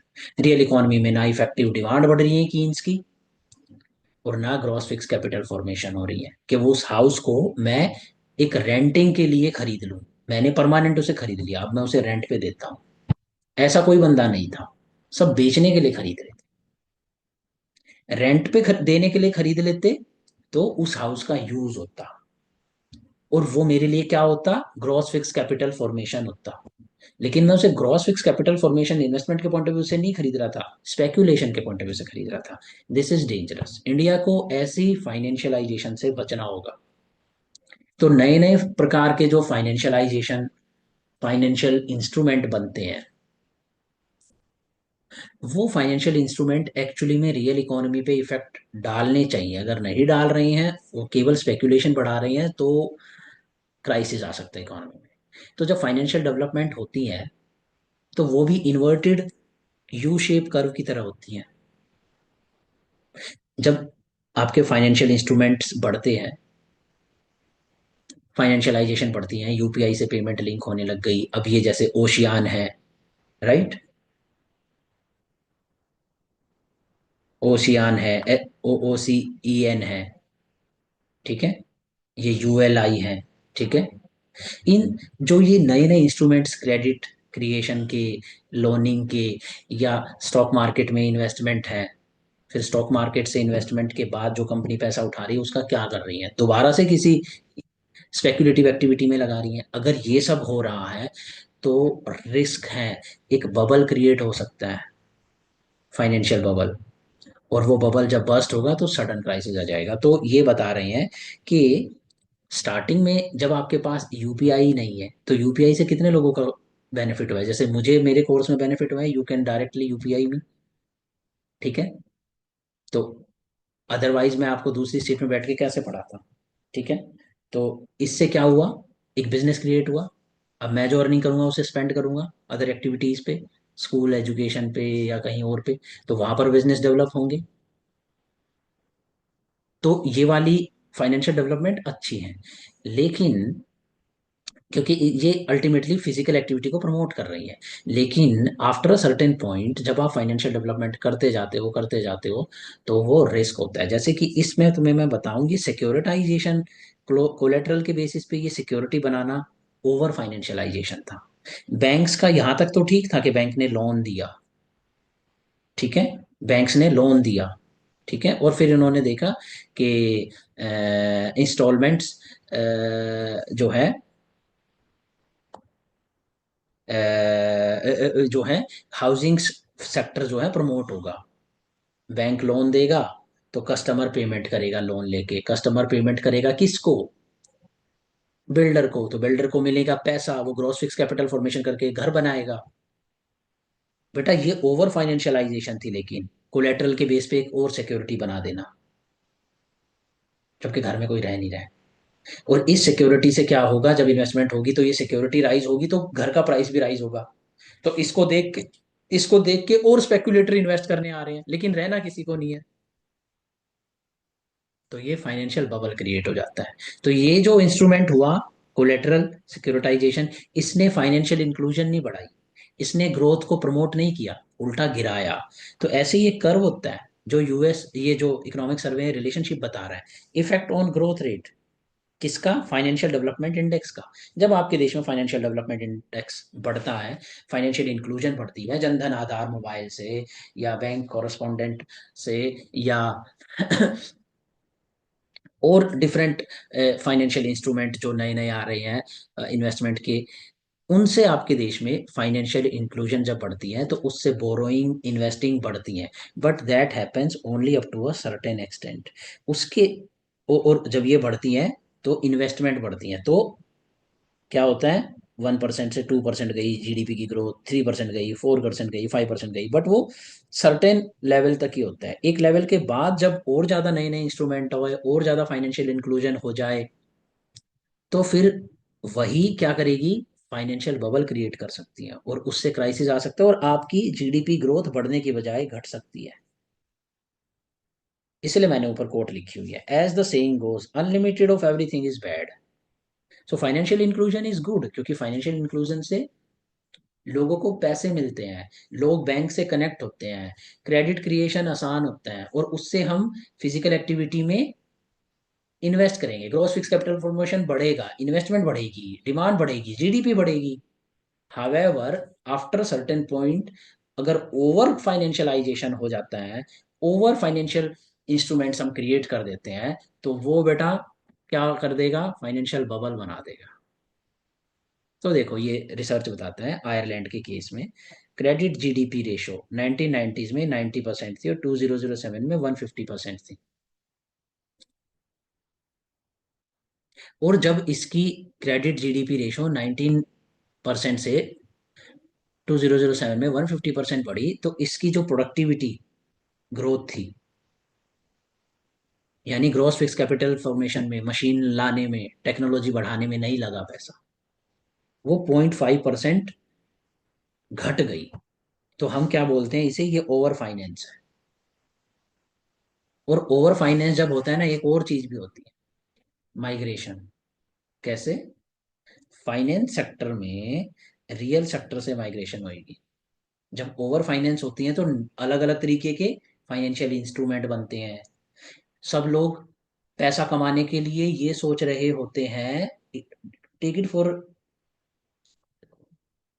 हमारे सामने क्राइसिस डेवलप होता है, हमें दिख रहा होता है, लेकिन अगर आपको कोर और डीप नॉलेज पता है, आजकल आप क्या देख रहे हो, आप सबके, मैं कह सकता हूँ या बहुत मेजोरिटी आपके फादर्स या एल्डर ब्रदर्स के फोन में, सबके में स्टॉक मार्केट की रील चल रही होगी। ये खतरा है, बहुत बड़ी कीमत चुकाएंगे। पता है क्यों? क्योंकि उसको देख के हर कोई ट्रेडर बनने की कोशिश कर रहा है, हर कोई कोर्स कर ले रहा है स्टॉक मार्केट का, और सब स्टॉक मार्केट में इन्वेस्ट कर रहे हैं। जब सब स्टॉक मार्केट में ही रहेंगे तो उसके, उस पैसे से होना क्या चाहिए, रियल एक्टिविटी, वो तो हो ही नहीं रही, क्योंकि हर कोई तो स्टॉक मार्केट में ही है, तो सभी तो ट्रेडर है। तो ऐसा ही बबल क्रिएट हो रहा है। और इससे एक और नुकसान होता है, हमारी जो स्किल्ड लेबर, इंजीनियर हमने जो आईआईटी में डेवलप करा, उसे पता चल रहा है क्या, स्टॉक मार्केट में बहुत पैसे। वो इंजीनियर पता है इंजीनियरिंग की नॉलेज लेके माइग्रेट कर रहा है, एमबीए कर रहा है फाइनेंस में, वो फिर आ रहा है फाइनेंस सेक्टर में इन्वेस्टमेंट बैंकर बन के। ये गौरव अग्रवाल की स्टोरी है, सेम बता देगा वो। रैंक 1 यूपीएससी में जो इकोनॉमिक्स ऑप्शनल से थे, उसके साथ सेम स्टोरी। वो इंजीनियरिंग करके, एमबीए करके अपना इन्वेस्टमेंट बैंकर बना हुआ था, और वो वहां से जॉब से निकाल दिया गया उन्हें, क्योंकि जब वो क्राइसिस हुआ, वो कौन सा क्राइसिस था, जीएफसी 2000, उसके बाद वो जॉब छोड़ के वहां से निकल के आए और फिर अपना यूपीएससी की पढ़ाई कर। तो ये एकदम कनेक्ट करके मैंने तुम्हें रियल स्टोरी बताई है। और ऐसा सिचुएशन दोबारा हो सकती है, फिर से हम उसी बबल की तरफ बढ़ रहे हैं। तो स्टॉक मार्केट बहुत डेंजरस है, बहुत सोच समझ के, और उसके बबल में नहीं फंसना चाहिए, इधर फंसना मत तुम लोग। रियल स्किल पे, रियल सेक्टर पे काम करो, that will make you rich. So क्या कहते हैं, it is a, of course हर चीज जो अच्छी होती है उसमें वो मुश्किल और हार्ड वर्क और टाइम टेकिंग होती है। ट्रेडिंग और ये सब एक्टिविटी में लोग छोटे से लालच में आ जाते हैं। तो ओवर फाइनेंस जब होता है, rapid financial sector growth tend to favour. अच्छा, जब फाइनेंशियल सेक्टर की ग्रोथ रैपिड होती है ना, तो वो फेवर भी पता है किस चीज को करती है, हाई कोलेटरल लो productivity sector. High collateral means क्यों? क्योंकि आप जब लोनिंग कर रहे होगे, किसी इन्वेस्टमेंट में लगा रहे होगे, तो आपको रिस्क खत्म करने के लिए उसके पीछे क्या चाहिए, कोलेटरल चाहिए। कोलेटरल क्या होता है, जो चीज दिखाई दे, वो क्या होता है, घर। तो रियल एस्टेट में जब पैसा जाने लगता है ज्यादा, तो वहां पर क्राइसिस का बबल क्रिएट होने लगता है। और गवर्नमेंट ऑफ इंडिया इस बात को बहुत कॉशियस है, इसलिए हम अल्ट्रा लग्जरी या एफडीआई रियल एस्टेट में अलाउ नहीं करते हैं। अल्ट्रा लग्जरी हमने कुछ अपार्टमेंट्स जरूर बनाए हैं इंडिया में, डीएलएफ जैसे या कुछ और बिल्डर बना, लेकिन बहुत ज्यादा नहीं है, गिवन इंडियाज पॉपुलेशन। और गवर्नमेंट ऑफ इंडिया का फोकस कहाँ पे है, लो हाउसिंग, लो प्राइस हाउसिंग पे। वो कंस्ट्रक्शन और रियल एस्टेट सेक्टर में ये, जैसे यूएस हाउसिंग बबल, और यूएस हाउसिंग बबल में वो जो बोरोवर थे ABCD, वो कौन थे, निंजा बोरोवर्स, जिनके पास 100 रुपए तो थे नहीं पे करने के लिए, सिर्फ 20 रुपए थे पेमेंट करने के लिए, डाउन पेमेंट। और उसके बाद उन्होंने क्या करना था, लोन लेके खरीदना था, और जब उसकी प्राइस की वैल्यू बढ़े उसको बेच के निकलना था। और वो सिक्योरिटाइजेशन कर दिया बैंक ने उन हाउसेस का, ए रेटेड बना दिया उन्हें, और इन्वेस्टमेंट बैंकर्स ने उनमें, गोल्डमैन सैक ने इन्वेस्ट कर दिया, और ये क्राइसिस आ गया। तो हमें ऐसे क्राइसिस से बचना है। तो financial development is only good up to a certain extent, over financialisation ना हो, क्योंकि ये रिलेशनशिप शो होती है फाइनेंशियल डेवलपमेंट इंडेक्स और इफेक्ट ऑन ग्रोथ रेट पे। दूसरी चीज, खत्म होने को है, डोंट वरी, इन्फ्लेक्शन पॉइंट। मैं ये कह रहा हूं ये जो पीक पॉइंट है ना, ये हर कंट्री का अलग अलग हो सकता है। किसी कंट्री का ये पीक पॉइंट बाद में आ सकता है ऐसे, किसी का ये पहले आ सकता है ऐसे। ये जो पीक पॉइंट है ये ए, बी, ये सी, किस पे डिपेंड करता है कि रेगुलेटर्स कैसे हैं। अगर किसी के स्ट्रॉन्ग रेगुलेटर हैं तो ये बबल क्रिएट नहीं होने देंगे वो। अगर किसी का आरबीआई अच्छा है और वो एनपीएस को बहुत ध्यान से रखे हुआ है, सारे सेक्टर्स को रिस्क वेट असाइन ढंग से करे हैं उसने सीआर कैलकुलेट करने में, कि देखो हाउसिंग में जब आप लोन दो तो ज्यादा रिस्क लगाना, उस पर ज्यादा रिस्क वेट वेट लगाना, उसके लिए ज्यादा प्रोविजन क्रिएट करना, तो वो बबल को कंट्रोल करके रखेगा। और जब आपकी फाइनेंशियल इंक्लूजन बढ़ रही होगी, फाइनेंशियल डेवलपमेंट इंडेक्स बढ़ रहा होगा, तो क्राइसिस लेट आएगा। So this depends on, note that inflection point for a country, however, depends upon the quality of regulatory institution. तो इसलिए जो अभी हमने पहले ये देखा, फाइनेंशियल रेगुलेटर्स का topic, RBI, SEBI, IRDA, PFRDA, इनका रोल क्या है, ये इंपॉर्टेंस है कि ये क्राइसिस को रोक सकते हैं, स्ट्रेस बिल्ड होने को रोक सकते हैं। लेकिन उसकी कीमत होती है, फिर मैंने बताया तुम्हें, स्टेबिलिटी, ऐसे क्राइसिस से बचें, सीएआर को बढ़ाओ, सीआरआर को बढ़ाओ, लेकिन उससे लोनिंग कम होएगी तो हो सकता है एफिशिएंसी कम हो। So therefore deposit creation घटती है, फंडिंग प्रोजेक्ट घटती है, एफिशिएंसी घटती है। So India would have to avoid excessive financialisation, there needs to have a delicate balance between these two things, that's it. तो ये एक लंबा लेक्चर था और बहुत सारा टाइम लगा इसमें, लेकिन तुम्हारा एक होलिस्टिक, बहुत आगे पीछे ऊपर नीचे सब कुछ डेवलप हो गया है। जब तुम न्यूज़ पेपर का एडिटोरियल पढ़ोगे तो अब आपको कोई ये नहीं कह पाएगा कि हमारा कोर्स ले लो करंट अफेयर का तब एडिटोरियल समझ में आएगा। आपको अल्टीमेटली रिमेंबर दिस थिंग, बेटा, ज़्यादा नॉलेज तो मैं क्या बोलूँ ना, मैं कोई ज़्यादा बड़ा टॉपर हूँ, लेकिन मैं ये तुम्हें गारंटी से कह सकता हूँ, इस प्रिपरेशन को किस पॉइंट ऑफ व्यू से देखो आप, इस प्रिपरेशन को बेटा, मैं अपने एक्सपीरियंस से बता रहा हूँ, इस बात पर अगर तुम यकीन करते हो और इस तरीके से इस प्रिपरेशन को करोगे, जिंदगी में कभी नहीं पछताओगे। आपको इस प्रिपरेशन को एक्सपेक्टेशन करनी है कि मैं आईएएस बन जाऊं, इसलिए तो आए हो, उसके लिए कोई मना नहीं कर रहा। लेकिन आपको इस प्रिपरेशन को इस तरीके से करना है कि मैं खुद इंडिपेंडेंट बन जाऊं। इंडिपेंडेंट मीन्स मैं कोई भी चीज पढ़ सकता हूं, उसको समझ सकता हूं, एनालाइज कर सकता हूं, मुझे किसी कोर्स की जरूरत नहीं है या किसी और को मुझे गाइड करने की जरूरत है।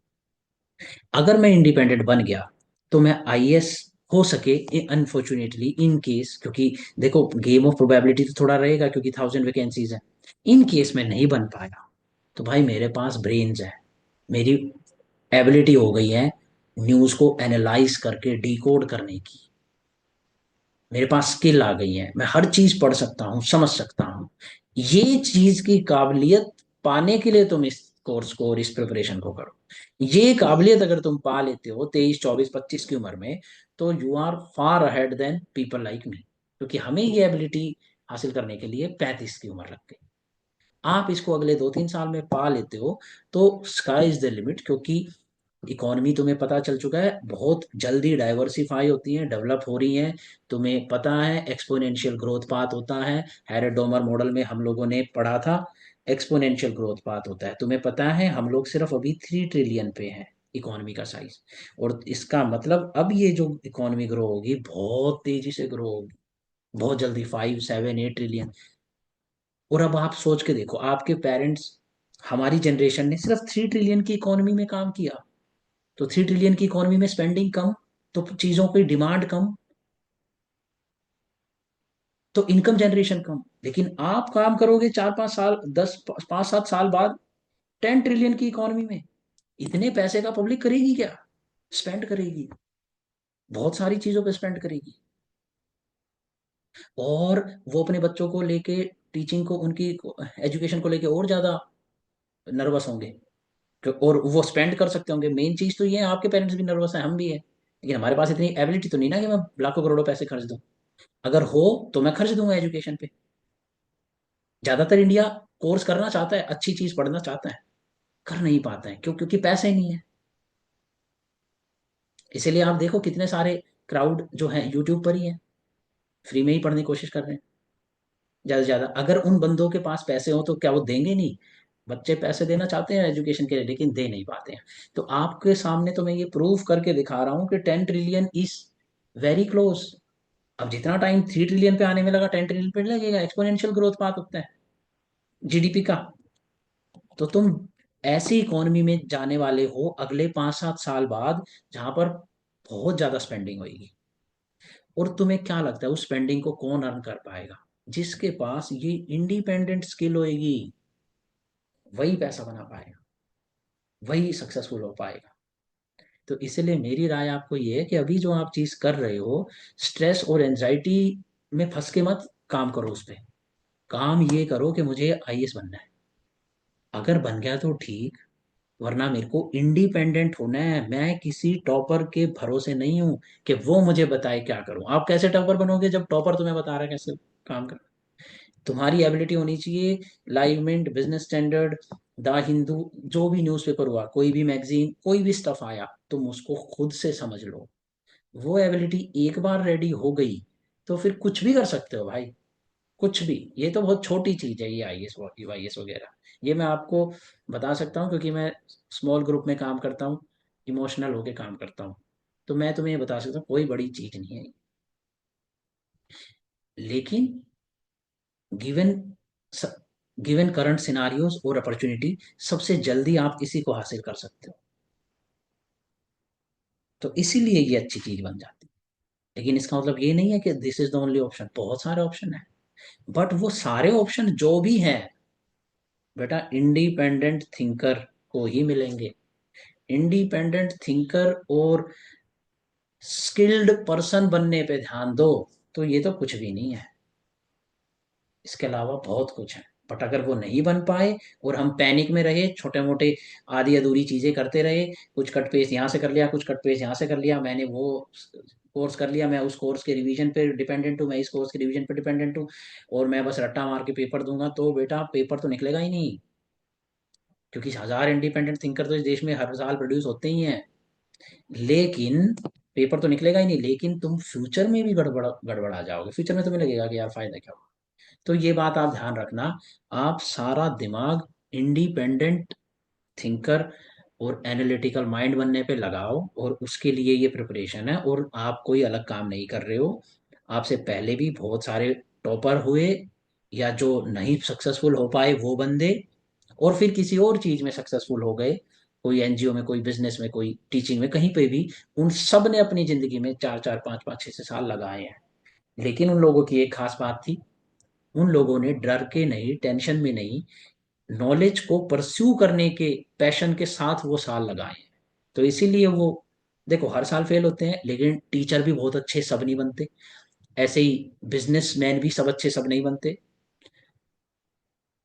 क्यों नहीं बनते? क्योंकि उन लोगों ने प्रिपरेशन जो करी होती है वो भी दिल से नहीं करी होती है। दिल से प्रिपरेशन करने से हो सकता है तुम्हारा आईएएस में, क्योंकि कुछ गेम ऑफ प्रोबेबिलिटी लग रहेगा।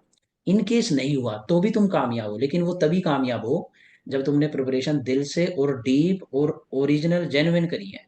तो इस बात पे आप ध्यान रखना, ठीक है? अब नेक्स्ट लेक्चर करेंगे 2-3 दिन बाद, मैं उसके नोट्स बनाता हूँ। एक बार मैं तुम्हें अच्छे से इको सर्वे कराऊंगा, और मैं फिर इसके बाद तुम्हें गारंटी से कह सकता हूँ इतनी स्किल नॉलेज आ जाएगी कि अगले साल इकोनॉमिक सर्वे तुम्हें मैं लेक्चर दूंगा, पढ़ाऊंगा, और मैं तुम्हें भी उसके लिए फ्री में ऐसे ही फैसिलिटी दूंगा। क्योंकि इसको तो मैं पुराने बच्चों को भी शेयर करता हूँ, कोई आता ही नहीं है सुनने अब, क्योंकि उनकी एबिलिटी डेवलप हो गई है। मैं ये चाहूंगा कि नेक्स्ट ईयर मैं तुम्हें बोलूँ कि इको सर्वे की क्लास है, कर लो, और तुम बोलो कि जरूरत नहीं है। क्यों? क्योंकि तुम्हारी एबिलिटी इतनी डेवलप हो गई हो कि अब तुम्हारे को कॉन्फिडेंस आ गया हो, सारा डिटेल में तुमने इकोनॉमिक सर्वे कर लिया। अगले साल तुम खुद उठाओ, और हफ्ते 10 दिन में उसके मेन मेन जो नेक्स्ट नई कुछ 10-20% चीज आई है उसको नोट डाउन कर लो और आगे बढ़ जाओ। खत्म। तब जाके तुम पेपर निकाल पाओगे। क्योंकि जो नहीं समझ पाएगा वो फिर से उन टीचर की तरफ मुंह देखता रहेगा, मैं इसके लेक्चर सुनूंगा, वो लेक्चर देगा 1.5 महीने 2 महीने में खत्म करेगा, है ना। वैसा नहीं बनना है। नेक्स्ट ईयर कोई सर्वे का लेक्चर नहीं देखना है, कोई सर्वे की मैगजीन नहीं पढ़नी है। खुद से एबिलिटी होनी चाहिए, उसमें से जल्दी से क्रक्स निकाल लो आगे। ठीक है। तो ठीक है। अब नेक्स्ट क्लास करते हैं, कुछ पूछना है किसी को? करें क्लास खत्म? Yes sir. ठीक है बेटा, ओके। Yes sir.